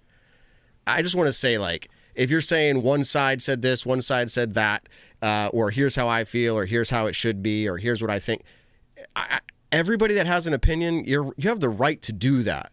But the reality is, I don't think we have all the right information. And so with that being said, that's why Josh and my take, and I'm sure the rest of the show here, is just saying, like, regardless of the rest of the information and regardless of the threat level, if it was punching someone in the face or much worse than that, like, you can say that has a bigger result, yes, but we're still just tying it to the act of threatening violence. So that's how I'll leave it, unless Ben or Nick have anything to say. No, you guys pretty much covered, yeah, I would say, the basis of it. It's just unacceptable at that point. Yeah, people will say that. Just act like a grown-up, meaning, like, even you hear, like, impossible to well, ask what about nowadays. this? What about that situation? And I'm like, stop. I don't even care if everybody else is doing wrong. Like, so then you're like, I mean, this is literally a conversation I have with children. It's like, just because other people may not be doing what you want doesn't mean that you should do the wrong thing. Like, so all the extra arguments and stuff circling around it, it's like, let's just stop for a minute and say, threatening the violence is wrong. Then you can go debate the issues. Go debate the issues. That's like, keep after it if that's your thing. Go debate the issues. That's fine. Yeah. But like, I mean, biggest thing I can kind of say about it is I feel awful for the players who were there. and did feel that there was danger kind of in general, whether it was pointed directly at someone or just the players in general. It's definitely not an easy thing to go around. People could say that the Pro Tour could have done a better job with it. I think for something that, to my knowledge, we have not really had to deal with too much in the Pro Tour. I think they, from what I've seen, did a good job. The Nashville police came right out there, or the Metropolitan Police came right out there. And, you know, I would say personally, like I'm pro cop to where I would feel a little bit safer with them around too. So, I mean, hopefully that's how other players, fans, spectators, staff, volunteers, all of them felt hopefully a little bit safer after they took all the precautions and the necessary things to do in that situation. Absolutely. Okay, moving on. Dickerson says he has arthritis. He makes a social post, and he also mentions a word, necrosis. And when I heard necrosis, I'm like, I think that's like dying, or at least parts of your body dying is my understanding. Necrotic. Yeah. And it's in his hip. I guess it was to the point where he was at a doctor's appointment, and they were like, do you have any massive physical trauma in your life or some serious ongoing issues that like you want to tell us about? And he says, no. They're like, you got some major issues, I guess, in his hip, and to the point where it's not like reversible. Maybe slow it down as much as possible with certain treatments and therapy. He still has plans to perform at a high level in disc golf. Some people thought he was retiring. Which he just did. Yeah, some people thought he was retiring. I guess people at the event were like, hey, man, sorry to see you go. He just made a post today. Like, nope, I'm still playing. And playing well. And playing well. So to see him, I always go back to the average because it tells you it gives you a snapshot of his season here. If you look at Chris Dickerson, he's averaging 11th right now. His last 4 events, 6.973. That's pretty good. You don't hear a lot about him, but that's pretty good. He's playing at a high level. And I guess what sent him into the doctors was that the recovery period of, I guess, an incident when he fell maybe at an event, a T-pad. He kind of maybe bruised his hip, something along those lines. Recovered, he said, about 90%. Couldn't get over that last 90%. Went in, this is what he discovered. So what do you guys think? I mean, that's unfortunate, really. That's my response. Unfortunate, we wish the best for him. But what do you guys think about this? Yeah, I mean, it's unfortunate just in and of itself. You see a lot of great players in sports in general who, you know, they have such a high trajectory of their career, but then get riddled with injuries. I don't think, you know, Chris isn't really like an injury-prone player who we see dropping out of events left and right because of injuries. Like, he's a fighter. He's a great player. He's, a 2-time major winner, 2-time Disc Golf Pro Tour Championship winner, and he's got multiple Elite Series on his resume. So he's an absolute baller of a player. And hopefully this stays at bay to a point where he can still keep competing at a high level. And we see him for years and years to come until he finally does decide to hang up the bag. Anybody else? Arthritis? Anybody have arthritis to know what that's like? No, I think it's just, you know, it's unfortunate, kind of like a freak thing that sometimes happens in our lives. I feel like everyone has some kind of ailment that they have. Like, I know for me, I have asthma or tinnitus. Matt had a tinnitus. Still? Still has, unfortunately. But just stuff like that. So it's just really just unfortunate. I'm optimistic, though, because he did say that it's not going to affect his career. And hopefully it doesn't for a while. You know, now he knows what happened, and I'm sure he's going to get a lot of help on how to slow it down and prevent it. And then hopefully when he's 50, make it there, gets a hip replacement, and he feels fine and dandy. Hip replacement, and then he'll be like, he'll probably still. No, he'll literally be Robot Chicken, but at that point. I like that. Literally be a robot. I like that. Overthrow Disc Golf. How'd they get? They're controlling our YouTube now. Wait, Overthrow? How'd you become a moderator? You hack in? Wow. Daniel, did you give it to him? Are you kidding me? He said, "Look out, boys. I don't know who trusted me with this power, but I'm a moderator." All our moderators just like left.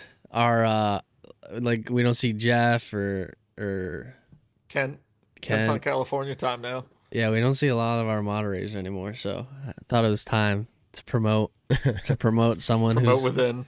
who's here. to promote then. All right, Daniel from Texas is still here. Good. All right. Moving on from that, AB.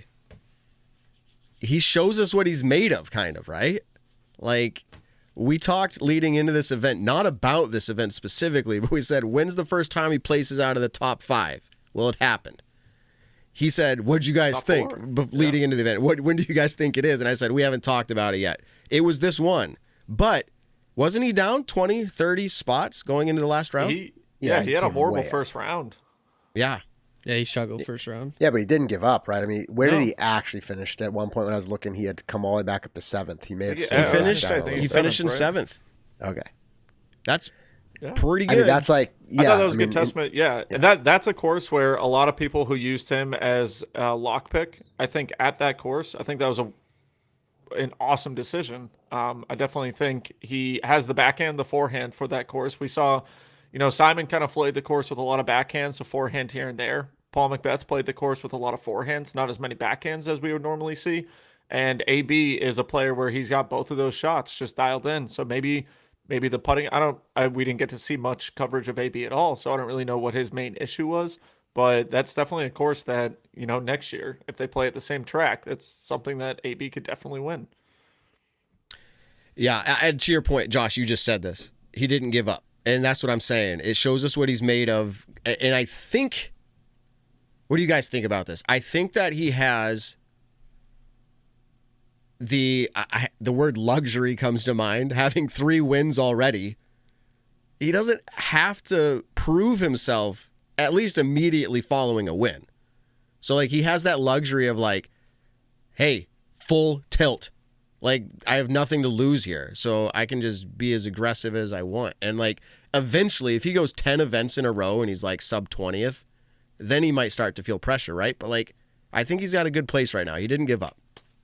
No, and, if we take our chat at its word, somebody said they heard AB was sick in round 1. So Carl, he's a part of or maybe formerly, I don't really know since they got sold, but Statmando. Carl was a big not supporter but staff member. So I take his word. hat on. So we lost Nick again. If you just go and put it through, I just had to make sure we actually. Also, but we're gonna get into our pop picks here in just a second when Nick comes back. But Isaac Robinson, we've talked about him a few times. Are we now, Ben, getting it all concerned? At 6 events in, and he just finished 71st at an event. He is now averaging 31 spots through 6 events. And he's a good player. Yeah. This is not as he washed up. Is there concern for the rest of his year? Is he going to be able to beat out his average of last year by any means? We're going into the woods. We're going to Champions Cup that he won last year. I know it was a different tournament, but it was in the woods. He finished well at Jonesboro. He was at second going into the final round, I'm pretty sure. So, yeah, he was struggling before then, but he did show like, hey, I'm still here and I can play. I think it's just, he's just a woods guy, and I don't think kind of these courses have been completely woods, if that makes sense. Some of them are just pure bomber. Some of them are woods, but not all woods. So I think once we get him into the woods, I mean, that's basically how he won Worlds. Just, I know Fox Run, it's open, but it's basically just placement, and that's how he plays. He's not a long bomber. It's just he can place the disc exactly where he wants.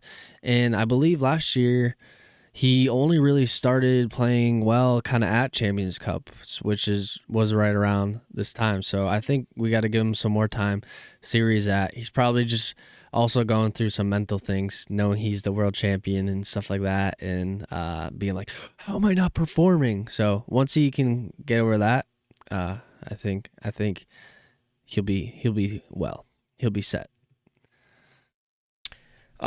Maybe this is a for real one with Nick dropping out. Maybe Nick this was the brick. This was the real one. That's what Chad said. Nick the brick. There's a brick background for him when he leaves. That's hilarious. Oh, that's pretty funny. All right. Well, I was gonna do the pop picks leading into the big Jerm. Just dropping off.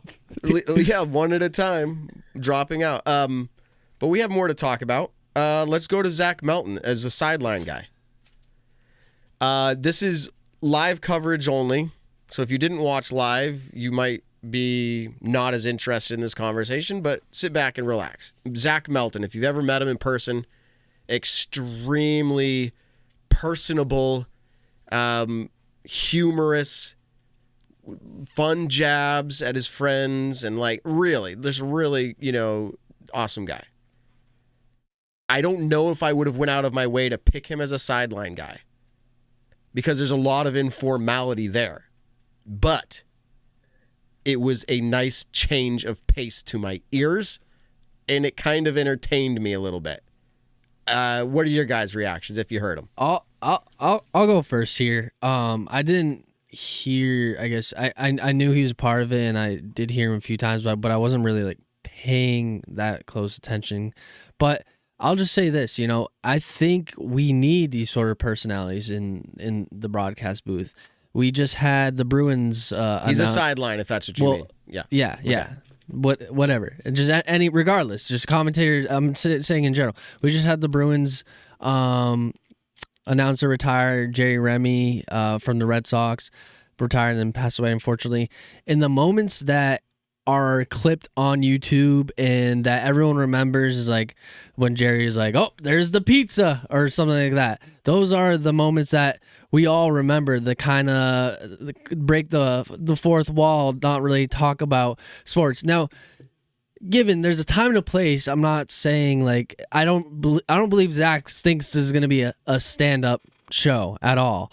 And I don't think he's treating like that. I'm just saying I think it's definitely a fresh change of pace, as you were saying, and I think it's going to be exciting for the sport, and I think he's going to become a fan favorite if he just gives the stats in his own kind of personality, and I'm excited for it. Any thoughts, Josh? Yeah, I mean, like I enjoyed it. Look, there aren't actually many sideline style reporters that we've had that I dislike. Honestly, yeah, I think for it's sure. an interesting role. They all bring something. So, like, the point is, you actually want them just to bring their own personality, and then you want them to improve on the coverage, right? But you want them to kind of be who they are, because that's where you get the most authentic input. Zach's an experienced MPO player. Right. So like he understands the game. He's been competitive at various points in the past. So he can give those insights. I think there are probably, well, I guess I'll specifically say, I think like Brian Earhart is really excellent at understanding and kind of giving you very particular insights to what's happening. But I mean, I guess knowing that it was his first go at it, I would almost like offer no critiques. I liked it. I guess the exception to that is because it was his first go, I would presume he could continue to improve. Just for his own sake, he's probably like, oh, I could adjust that or do that better. But I honestly had an immediate reaction of like, oh, wow, like Zach, like he's a goof. And I mean that in a good way, Matt. Like you said, he kind of like that's part of his personality, which is fun. But then the more I listened to it, like it sat well. So I enjoyed it. Like it was kind of like, oh, like it's actually nice to have a little bit of variety to bounce off of what's happening in the booth.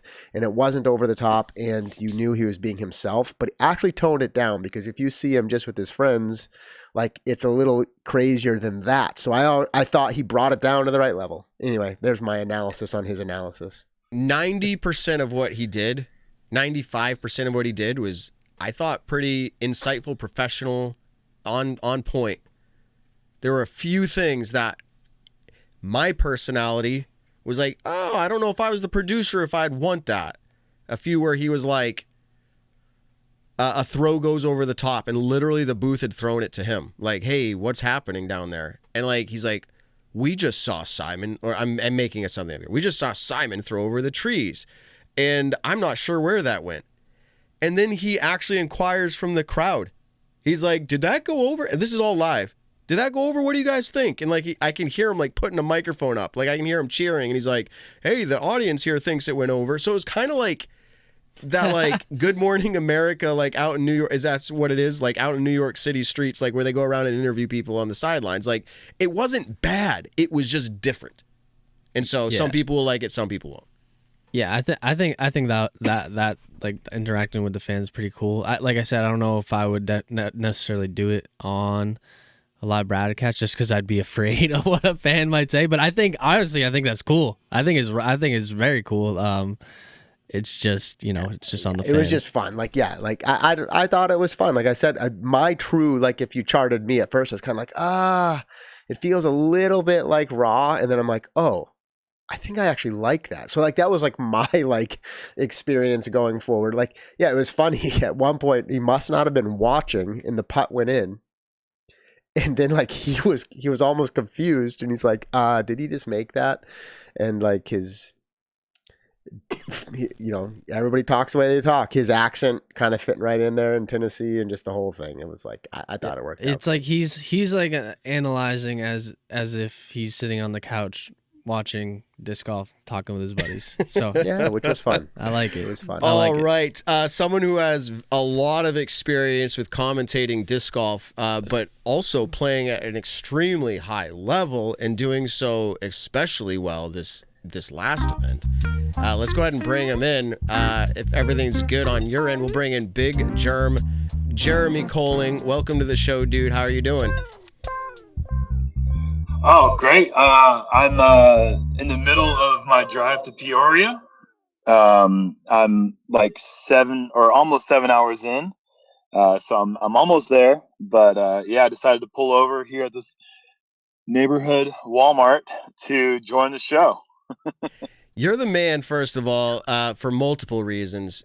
Your performance was extremely high, and the fact that you'd pull over to join the show, we really appreciate that. The fans were really excited about this. They think it's a massive win for us to get you on the show. So there you go. You got a win today. You got a 5th place yesterday. We watched that final putt. We watched a lot of it. They put you up a few times. But that final putt, man, knowing that you could secure that 5th place finish, did you feel like you had anything to lose, or was it more, I have something to prove here? Good question. Well, I wasn't checking scores the entire round. Ricky got off to a hot start. I wouldn't call it a slow start, but I missed a few putts, and I think, whoever was controlling the shots that they were showing kind of realized that I wasn't really a part of the story as far as the podium finish. And so you don't really see me much throughout the coverage until I make a few good putts coming down the stretch. But that last hole, I didn't take any bogeys. And the next thing you know, I put a few birdies together in the back 9, and I've got an opportunity to get to 9 under. And so I step up to the putt, and the first thing I say to my caddy is, oh, dang it. There's absolutely no reason to run this putt. It's like a 4% chance this thing can even go in. And I didn't really place a percentage on it, but it was a very small percentage. And my caddy, I'm sure he was aware of scores, but he wasn't trying to encourage me to do anything out of my norm. He was being very respectful of let's just do everything how we've done it so far. I don't want to mess with anything. I don't want to throw a wrench in any of the process that you're used to. So let's just go with the flow. And then he had this moment where he's like, but you should probably look at scores. And I was like, can you hear me, by the way? Yes, we can. You're good. Okay. I just got a notification on my screen that my headphones need to connect. Anyhow, so I look at scores for the first time, and I saw that Niklas only had me by 1 stroke. And that wasn't as important to me as if I do something silly here, I blow by the basket, or I hit the branches right in front of me and I take a bogey, what does that cost me? And I saw that I had 2 shots on Anthony Barella. So I was like, fire away. We're going. Full send coming. And then, it's just honestly a moment I probably won't ever forget in my career.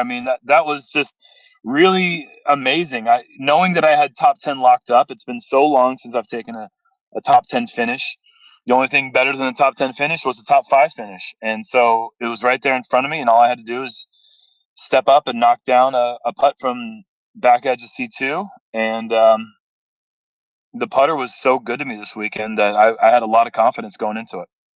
So we've had I've had the privilege of talking to you a few times this year already, seeing you in person up at the expo and asking questions for a panel. And we talked, and you've talked a fair amount about, hey, like I see myself in different roles in the sport, obviously transitioning towards this direction, but then like you have a performance like this, does this change anything for you, or is it just in the immediacy it changes something? Like you go into these next events like more lighthearted, or like, hey, like this is cool, I'm happy now. Like where are you at with it? Another good question. I've definitely changed my tune on a few things. Like it it I've been missing a sense of belief in myself. That I this person pulled up next to me and just gave me the thumbs up at the parking lot. Um,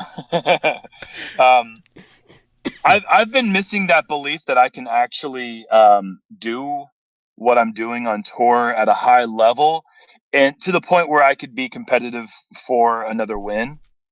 Not that I think that you have to win to be successful. I'm way past that point, but knowing that you can win and putting yourself in the position for failure, if that is the ultimate goal, week after week after week, takes a toll on a player after a long time. And I've always known what my skill set is. I've always known that I have every single shot in the game, and I can putt better than most of the field. I can throw farther than most of the field. I've got a better forehand. I know all those things deep down. I know those are true. But when you are just constantly compounded with, quote unquote failure, it makes it difficult to continue wanting to do that, because the letdown hurts, and it hurts, and it hurts, and it hurts. And, when I have this other thing on my, as an opportunity in front of me with the commentary, which never hurts, it always delivers. It's hard not to want to do the thing that feels good and is financially responsible. It's emotionally responsible. And so all those things kind of lead to, all right, like at some point we do have to make that transition. But just in the last month of play, I've found some new things. I've found a better timing for my backhand, which has delivered more consistent results, more trustworthy results. And because of that, I mean, I won Persimmon, and I was top 10 in Jonesboro going into the last round. And then I finished 5th place last week. And, those type of performances are sustainable. When you're performing at a high level and you feel like you believe in yourself and you believe in your process, then, well, maybe I do want to play. I mean, I wasn't, if you saw my interview with the Disc Golf Pro Tour, I was kind of talking about the transition in a way that made a lot of people think that I was announcing retirement. Yeah. That's not at all my intention. I don't plan on retire. I don't have like a retirement date anytime soon. As long as the body is still willing and able, and as long as good finishes feel good and bad finishes feel bad, then I know that desire and drive is still there, and I still want to compete. But I definitely have been questioning why I've decided to not play at DDO and do commentary for DGN. Okay. We're losing you for a second there on audio. I don't know if you can hear me. Pull me back up for a second. Can you hear me? Oh, yeah. You cut out for a second there. About 5 seconds. Yeah, I can hear you. DGN. That's where you left off. Yeah, my wife called me. You're a popular person. Thumbs up and wives calling. Yeah, no. So I was saying that I'm doing DGN commentary for DDO, and in lieu of playing. And that's a decision that I made before the season started, because I wanted to give myself an opportunity to kind of make that transition slowly. Because over time, I imagine that if I'm available, I'd like to be doing that more and more in the future. And you don't just start off by getting 10 tournaments. You got to do a couple tournaments one season, and maybe you get 3 tournaments or 4 tournaments the next year. And then eventually I hope to be a part of the full-time rotation, but that's several years down the line as far as I'm concerned. Well, it's something that I think most people look forward to, and as you said, it doesn't hurt. I'm sure not very often, although everybody does have their preferences and opinions. In fact, were you and I apologize because I didn't watch, but Jomez cast was a thing. Did you do live extra commentary for maybe it was U.S. Women's? Yes, that's correct. Yeah, it's an idea that we've been talking about doing for about a year. Basically, the concept is very similar to the Manning cast for Monday Night Football. And we just wanted to do a simultaneous broadcast with a different feel, with guests, a little bit more conversational style. And round one, which was on YouTube, allowed us to field live questions. And that was a really cool thing. So it kind of became like a Q&A while we're all sitting together, hanging out, eating food, having a drink and watching the U.S. Women's. And it was just kind of a proof of concept for the first one. And we'd like to run more of them. The issue is it requires Jomez people to be there, and they're going to be busy filming FPO and MPO during the Elite Series weekends. Right. So we just need more resources, and if that happens, then we'll maybe do more of them in the future. We are no Jomez, and we wouldn't be Jomez cast, but we have been reached out to possibly run one ourselves, the Staggered Stance cast. Maybe we'll give it a go. And maybe if you're available, Big Jerm, we'll just bring you in for a 5-minute little stop in. Like you said, bring some guests in. We'll see how that goes. But Matt, I'm out here on hole 10, Matt. I'll tell you what's going on. Yeah, I've got a 30-foot headwind putt looking at the water. I almost just stepped on a snake, believe it or not. But everything's good out here. I just thought of that. Wind advisory coming. Yeah, it's a horrible idea, but we could actually bring in live guests as they're playing. We just got to find the right guests. All right, so you performed extremely high. Yes. How does this make you feel? We know Nick left the show because his internet, I guess the electricity shut off at his house, but he sent me a text. He says that, and I don't know, he kind of froze up here too now, Big Jerm. Can you hear me, Big Jerm? Big Jeremy Koling, can you hear me? Maybe. Yes, I can hear you. Can you hear me? Yes. Okay. So Nick says we see a lot of raw emotion from you tournaments. I see emotion from you when we're on the panels talking. Some people are more emotionally forward than others. It's taken me a long time to get to the vulnerable emotions in my life. I had to get married and be married for 15 years to get to that point. But when you hear people say this is a feel-good moment for them to see you place 5th place, and I'm not downplaying it, but it's not even a win. They're like, this is a feel-good moment for us, the fans. How does that make you feel, dude? It's hard to put that into words right now. I haven't really even had a chance to truly sit back and think about last week. I mean, our hectic tour schedule really is right. For me, it is. I have to rush on Mondays to the next location because we're filming Jonas practice round Tuesday morning, and so I've had like just a few moments to actually sit and even think about what happened yesterday and over the weekend. And that's what's coming in our chat right now. I mean, this is a feel-good moment for everybody. So that's incredible to hear. I mean, it really is. It's amazing when I'm standing in the autograph lines or doing the fly mart and selling discs, and really that's the opportunities I have to meet the most people, and they share with me what Jomez and what Yuli and I have brought to their house, and the friendship that they feel like they have with us, even though we're just meeting in person for the first time. So I understand how deep that is, in my own way, I suppose. I don't really. It's hard to know what it's like on an individual to individual basis, but like it means a lot to me when people go out of their way and share those stories with me. So the fact that they feel like they're connected with me personally makes sense why, when they know how important or how much that moment meant for me, that it meant something to them too, is, it's special. And like you said, man, it does cut into that raw emotion, that vulnerability that I definitely possess. And, it means a lot to hear you say that. Awesome. intern Ben, who's actually been promoted this year. No longer intern, but we still call him that. We still call him that. But he says he's got some questions for you before we let you go. What up, Ben Kenny? Where you at, buddy? What up, Jerm? How we doing? Oh, we're doing good, bud. I'm actually releasing a YouTube video featuring you that I recorded at Meadowbrook this Friday, so be on the lookout for that. No kidding. All right, I will be. Yes. But yeah, my question is, you kind of touched on it, but you seem to do a lot of extracurricular activities in your disc golf kind of career. So I think it'd be interesting just for the fans, kind of take us through your day to day throughout the week, what you're doing, with Jomez or just personal, and then right. through playing. Take us through it. I want to see.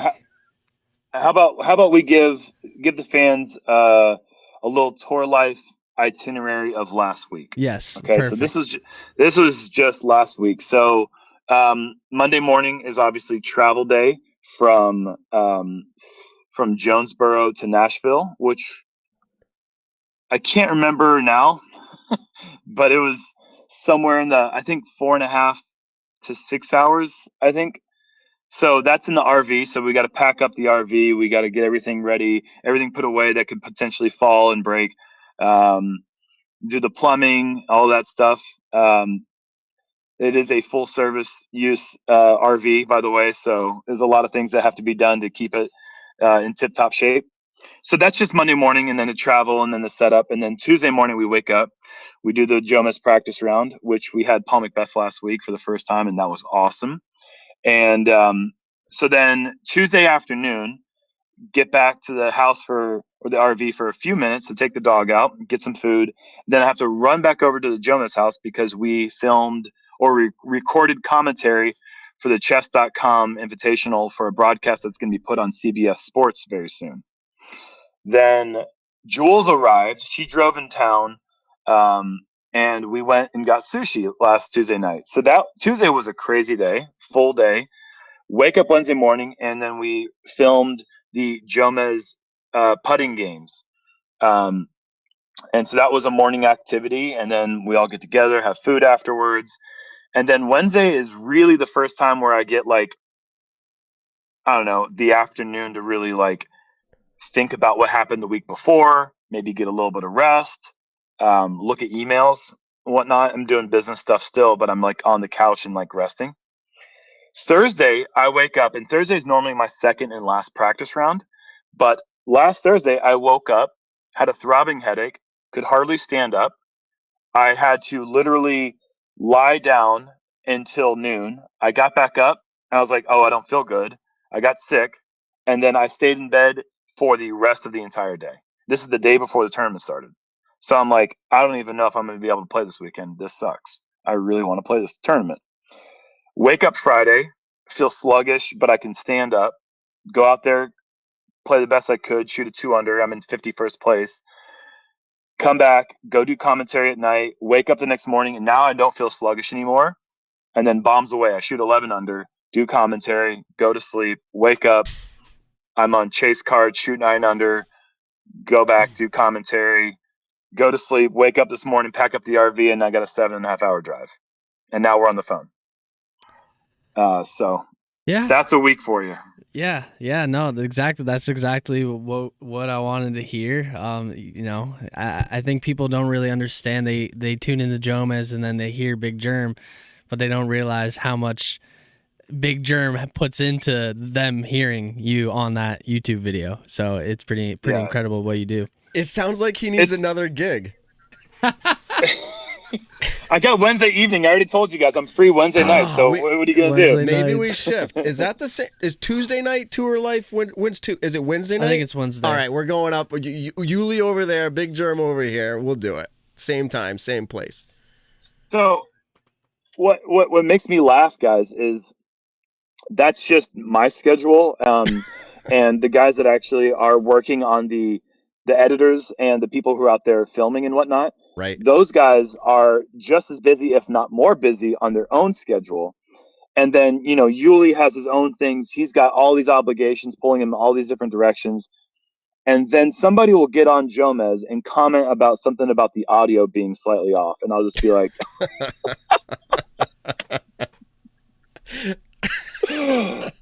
all right, dude. Yeah, you're right. Yeah, we messed up. Must be really tough hearing that for that one moment, you know? Like, we're sorry.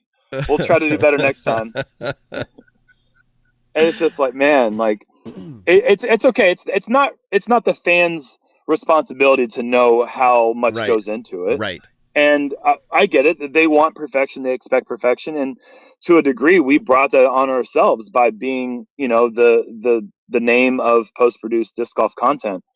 And, you know, so we're not too proud to work on ourselves. Like we see that, we see the comments, we know when people don't like things, we know when people do like things. And so we do try to address those things. But when somebody gets really trivial with their critiques or feedback, it's just like, we take it with a grain of salt. You know what I mean? Yeah, no, that's good. Something to be learned there. It's taken me a lot of years to get there, and it's something that's always developing. I see a dog over your right shoulder, I think. Is that a tour dog of yours and your wife's? Yeah, that's Jackson. He just celebrated his 10th birthday last week, so wow, he's a happy boy. 10th, he as loves traveling. Actual 10 years, so like 70 dog years? Yeah, we don't celebrate 6.5 months or whatever it is. Like, what is it? Good point. Good point. No. Yeah, he's a rescue dog. His gotcha day was 10 years ago, and actually, he came into my life when I met Jules, and he's my favorite dog I've ever had. I've always been a dog guy. This guy goes everywhere I go. Awesome. I got one more last one for you because we share something else in common, which is 3D printing. Your boy up here, Egan, he's also a 3D printer up here, board games. I know you probably have something I printed off for Ben recently.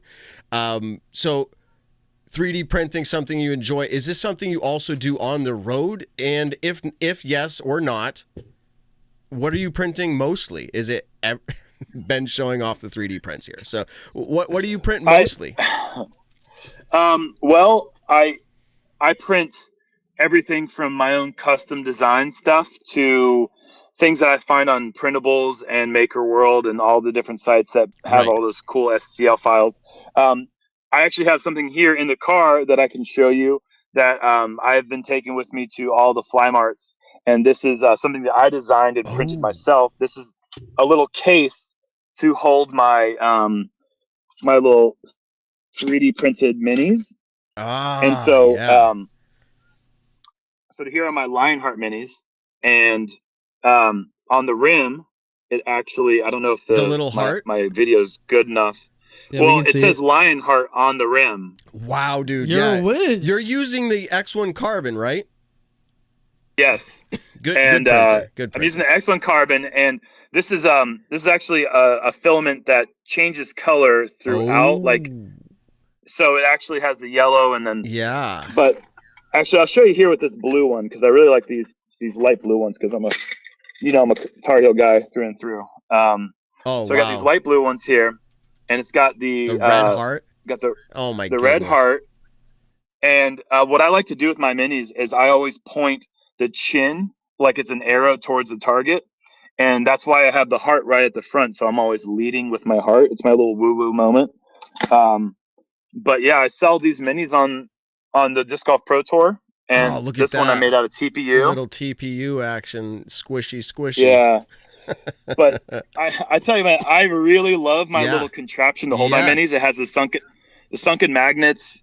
And send me the file. No, I'm little, kidding.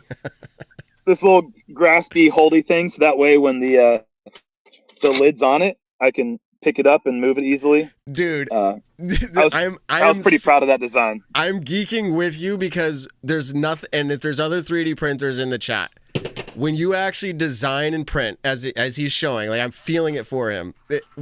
Hearing you be like, look at this cool little thing I can hold up. Like to us, it's so cool, and it is cool, straight up. But like some people probably just don't get it. They're like, dude, it's like I can go buy that at Walmart, but no, you can't. Like this was custom made. Like, see how beautiful that was. I got into the hobby actually because I was hanging out with Egan Tolkuchi, and he had his Ender, and we 3D printed a resource box for the game Scythe, and it was so much fun to be able to use our creativity and then make something appear in front of our eyes. So cool. That I said, I'm going home and I'm buying whatever I can. So my first printer was the Prusa Mark III, and Not then a bad first printer. It was a great first printer. And then Mitten Minis, who's a guy that I talk to all the time. I spent a couple hours talking to him today. He's out of North Carolina. He's a guy that I played pro against, for a long time.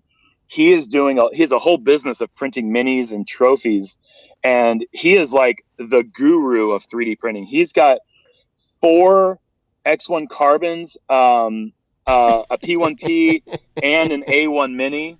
So this guy, like, when I have questions, I go to Mitch Dickens and I ask him, "Hey, dude, like, what's what?" And Wow. He's been, like, seriously a big mentor for me, and he's actually doing some ghost printing for me. So that I've sent him the file for my Lionheart minis, and he's actually producing some for me because I'm running dangerously low. I went on tour with 2 of these things full, just 5 events ago, and now I'm down to this is what I have left. So I love that people have been really excited about them. It's like it draws them in. Like when you see a table of discs, it's like, okay, I've seen millions of tables of discs, but what are these minis? Talk to me about the Lionheart logo. Like, where does that come from? And, did you design these and all that stuff? And I love being able to talk about it. Absolutely. And we could talk 3D printing. Again, it's a fun hobby and things to do for sure. It's the best. It is the best. Wait till you tell you about the garden things I've been printing from my garden pots and flower pots. And I mean, dude, it never stops. There's something for everything. What, ABS or? No, I haven't gotten into ABS yet. So that's we're getting deep in the weeds here for our chat. They're like ABS, PC, like PLA, CF. What the X1 carbon was probably enough, but like I was installing my microwave yesterday, a new microwave over the stove, and they're like, clearly in the instructions it says these spacers are so important on top of the microwave. Do not lose them. Don't take them off. And I'm like, what spacers? And I'm looking everywhere. There's no spacers.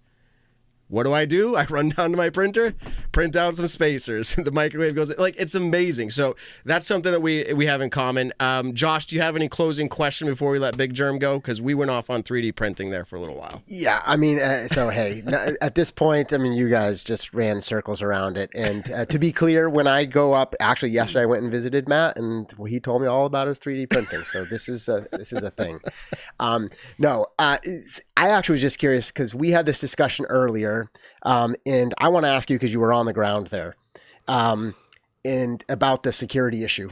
And we don't need to talk about like all the aspects to it. I want to know, as a pro on the ground, just like, was it, the formal communication has been a little bit abstract. I think most of us understand it seems to be the FPO, all that stuff. So again, we can talk about that if you're interested, but more just like the vibe. Like that's what I'm actually like, just meaning you like on the ground playing an event, playing in a tournament where earlier in the day it was delayed due to a security issue.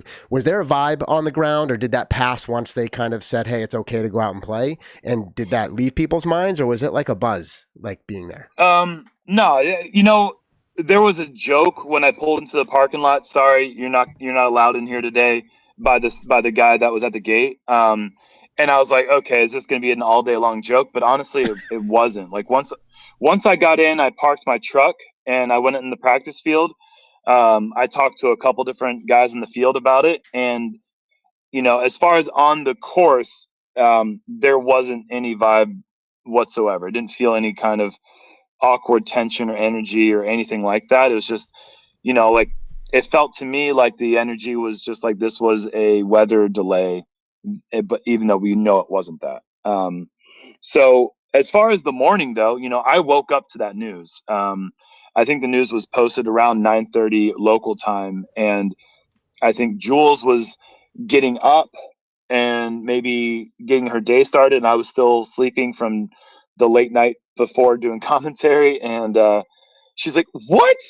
And then she told me like what the DGPT's announcement was, and I was like, oh gosh, like what is this about? And then, we, sent a few text messages and started to get a clear idea of like what the threat was about. And just honestly, it's just stupid. It's just so it's heartbreakingly dumb, and it's tough because, we were meeting up with, friends this past week. We met up with friends who have a 1-year-old, and the guy that was caddying for me was bringing his family, his wife and his 1-year-old. And I wasn't so concerned about like Jules and I, because I really didn't take the threat seriously, but you obviously have to take it somewhat serious because you can't just let all threats like that go, unresponded to. Right. But I was more concerned about how it could potentially affect a family bringing their child out there to see Simon Lizotte for the first time, or seeing Kristin Tattar or any of their disc golf heroes compete in person. Was it enough so that it was going to deter someone from coming out there and having a memory that they don't forget for a long time? That's what really saddened me, was that we're making this about some political issue or about some human rights issue when, the point of the Disc Golf Pro Tour is for people to have a good time. And so we lost sight of that for a moment. The response was quick. They got action rolling. I think it's like an hour and a half long delay. And, once things got going, it was all good.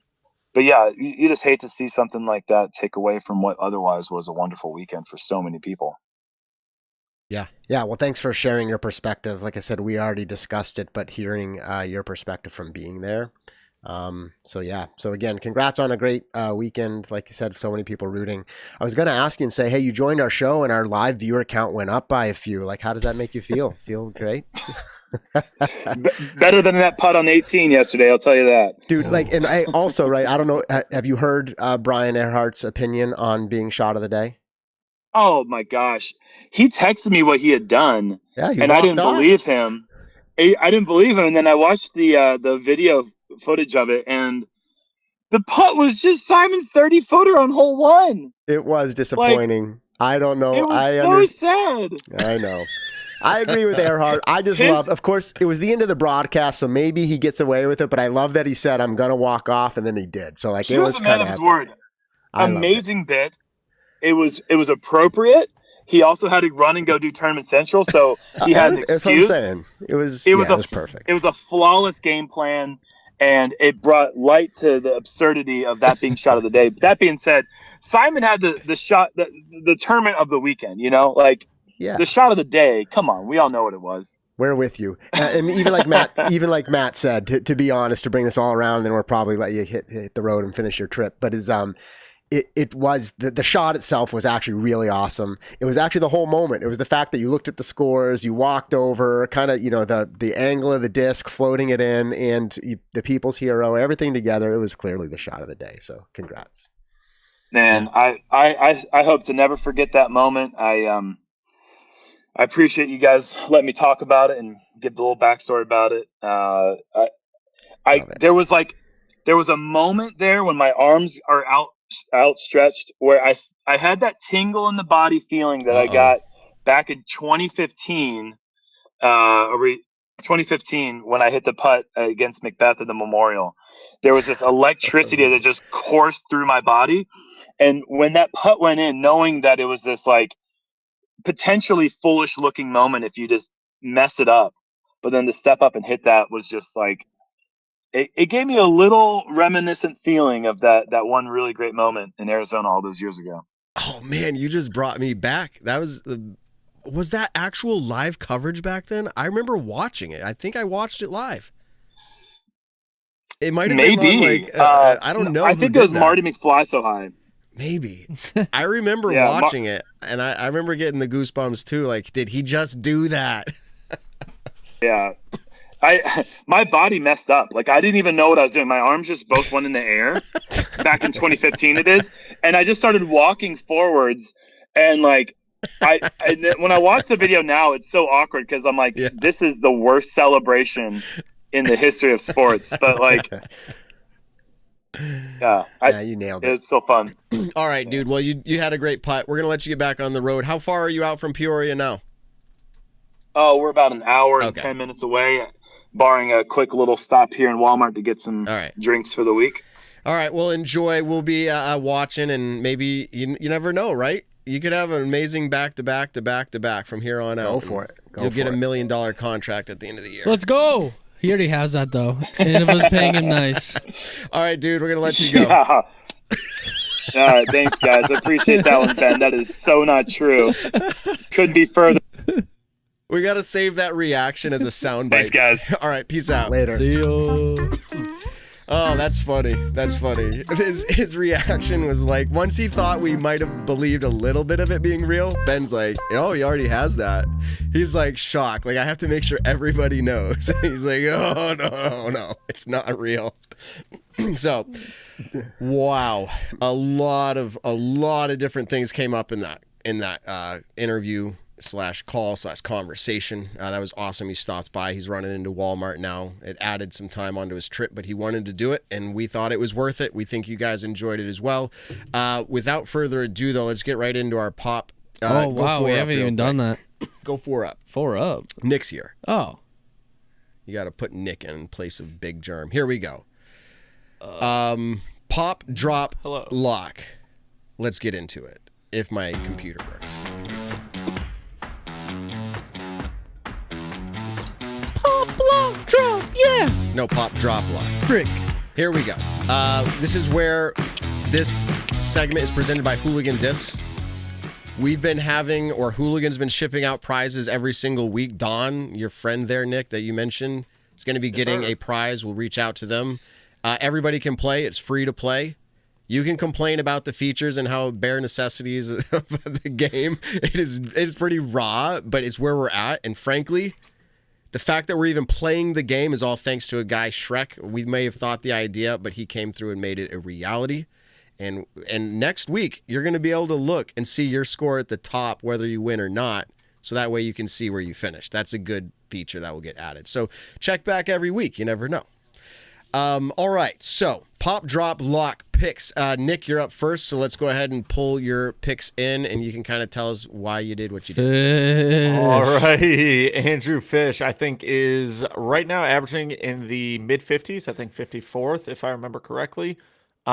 Incredible woods player, just a silky smooth disc golfer. Hasn't played incredibly well yet on the Pro Tour this year. I think this is an event that he will.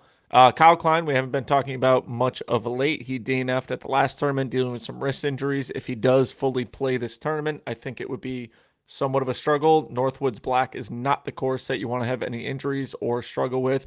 That place will eat you alive. And then my lock is my homeboy, Paul McBeth. I think he has a successful track record at this tournament, at this course. When I say tournament, I mean at Northwoods Black. He has played well at. He's won a world championship here. Curious to see all 4 rounds on Northwoods. This is awesome. Playing there is really, really cool. It's definitely in my top 10 courses that I've ever played. Pop for FPO, Kona Montgomery. I think this is a weekend where she came off of a rough weekend at Music City Open. I think this is one she'll mentally reset, hopefully just take things nice and smooth. Drop pick, Cap Merch. I think same thing. This would be a weekend where if she's just a little bit sporadic, it could get out of hand very quickly. And for my 4th pick of using Kristin Tattar, she is my lock. I have one more, and I can tell you I'm going to use it at the World Championships. But she is my lock for the second major of the year in the FPO division. Awesome. Good strategy. Let's see how it plays out. All right, here we go. Get them points. Got to catch up. Yeah, so I'm going for Pop as Drew Gibson. We didn't see him play here last year, I think. But we did watch the year before him perform pretty well in the woods of Northwoods. And doesn't seem like he might be that player, but look at the way he throws putters. And when you can throw putters extremely far in the woods, it's a big advantage on these tight courses. So I think he's going to pop off. He's pretty far down. Just to give you guys an idea here real quick. He's 63rd average, 63. So I just need him to play a little better than that. Dropping, Robert Burridge. He's not a name that comes up a lot. And so you might wonder why I'm picking him. He's averaging pretty good for himself, 34th place. I think going into the woods, he's going to struggle. I think past performances, I've seen it. Ricky Wysocki, I think, is going to take this one down. We're seeing him just like literally at the edge of greatness. I mean, second and third place 2 times this year. And I think he's coming into a track that he's going to be determined to win. And I think I can count on him to at least get top 10, if not top 5 or a win.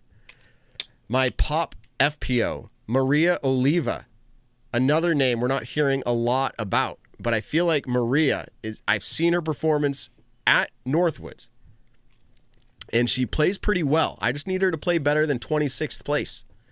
And I think she's going to do that. Kat Murch is my drop pick. It's funny, when we play this game, you start looking for any little advantage you can have. She's averaging 13th, so I need her to play worse than that to get points. I'm not rooting for her to do worse, to be clear. But if she does, I get points. Now, if I look up Kat Murch right now on, let's see, I think Facebook will do it. Let me see if I can find this real quick. Of course, it's going to say, no, it can't pull me into it. Let me try again. Here we go. No, it's weird. Okay, maybe it was Instagram. Long story short, she's like, oh, going to Northwood at the end of her long post, like going to Northwood is going to be real fun. And I read it sarcastically, like a face where she's like, wink, wink, as in like, it's going to be tough. And I was like, all right, maybe I made the right pick. So I just needed her to drop. And then Owen Scoggins is my lock. Nick, I only have 2 left for Kristin as well. My strategy's similar. I have her at Worlds, I think. We'll see how it is when I get there. But also European Open. Yeah. So that's where I'm saving them for. But there's Owen Scoggins. You just got to pick 5 tournaments that you think she's going to win at. I mean, realistically, if I could pick Kristin for every single event, there's maybe 1 or 2 times that I wouldn't pick Kristin throughout the year. I picked her and she didn't win this year, though. Me was too. My mistake. For U.S. Women's. I think I've picked her twice and she hasn't won. So You've picked her 3. You've picked her 3 times. I would still pick her. What's that? You've picked her 3 times. This is your 4th time today. Yeah. Wait, Josh, you've been tracking her picks? Yeah, because I'm going to hold you all accountable to those on the show. I think I said earlier this was my 4th time using her, and I'm using my you last probably one did. I'm just confirming for Ben. Ben said I'm that not with fear in his voice. Josh, you're tracking our picks. No, I'm glad he's tracking our picks because I'm not keeping track, so I wouldn't have known. All good. All right, so we're gonna pull up Ben's picks now. Ben, tell us about your picks. Oh my goodness, did you really do Drew Gibson? Yes, sir.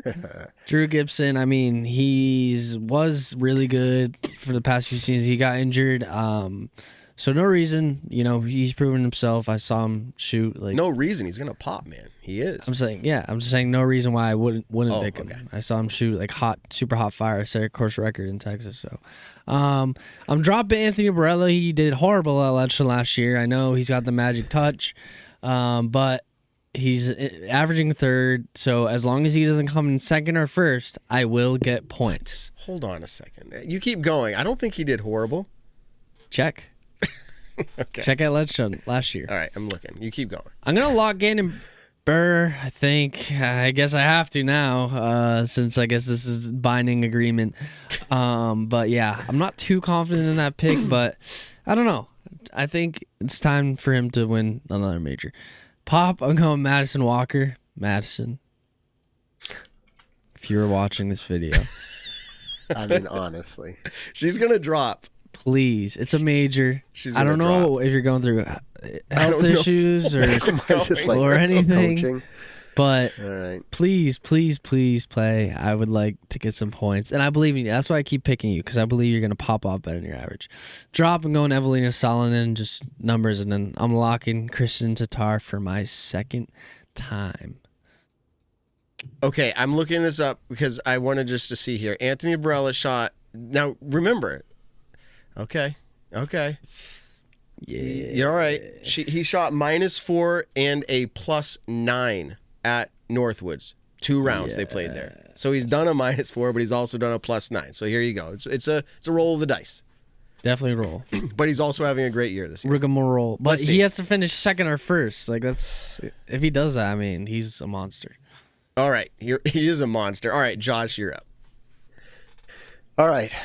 So I am, first of all, not very good at this game so far. And secondly, apparently I'm influenced by recency bias. And I missed not this one, but the week before I picked Paul McBeth, and I was just 1 week off. So I'm going with the good old strategy of Paul for my pop and my lock. Oh, you're doing it.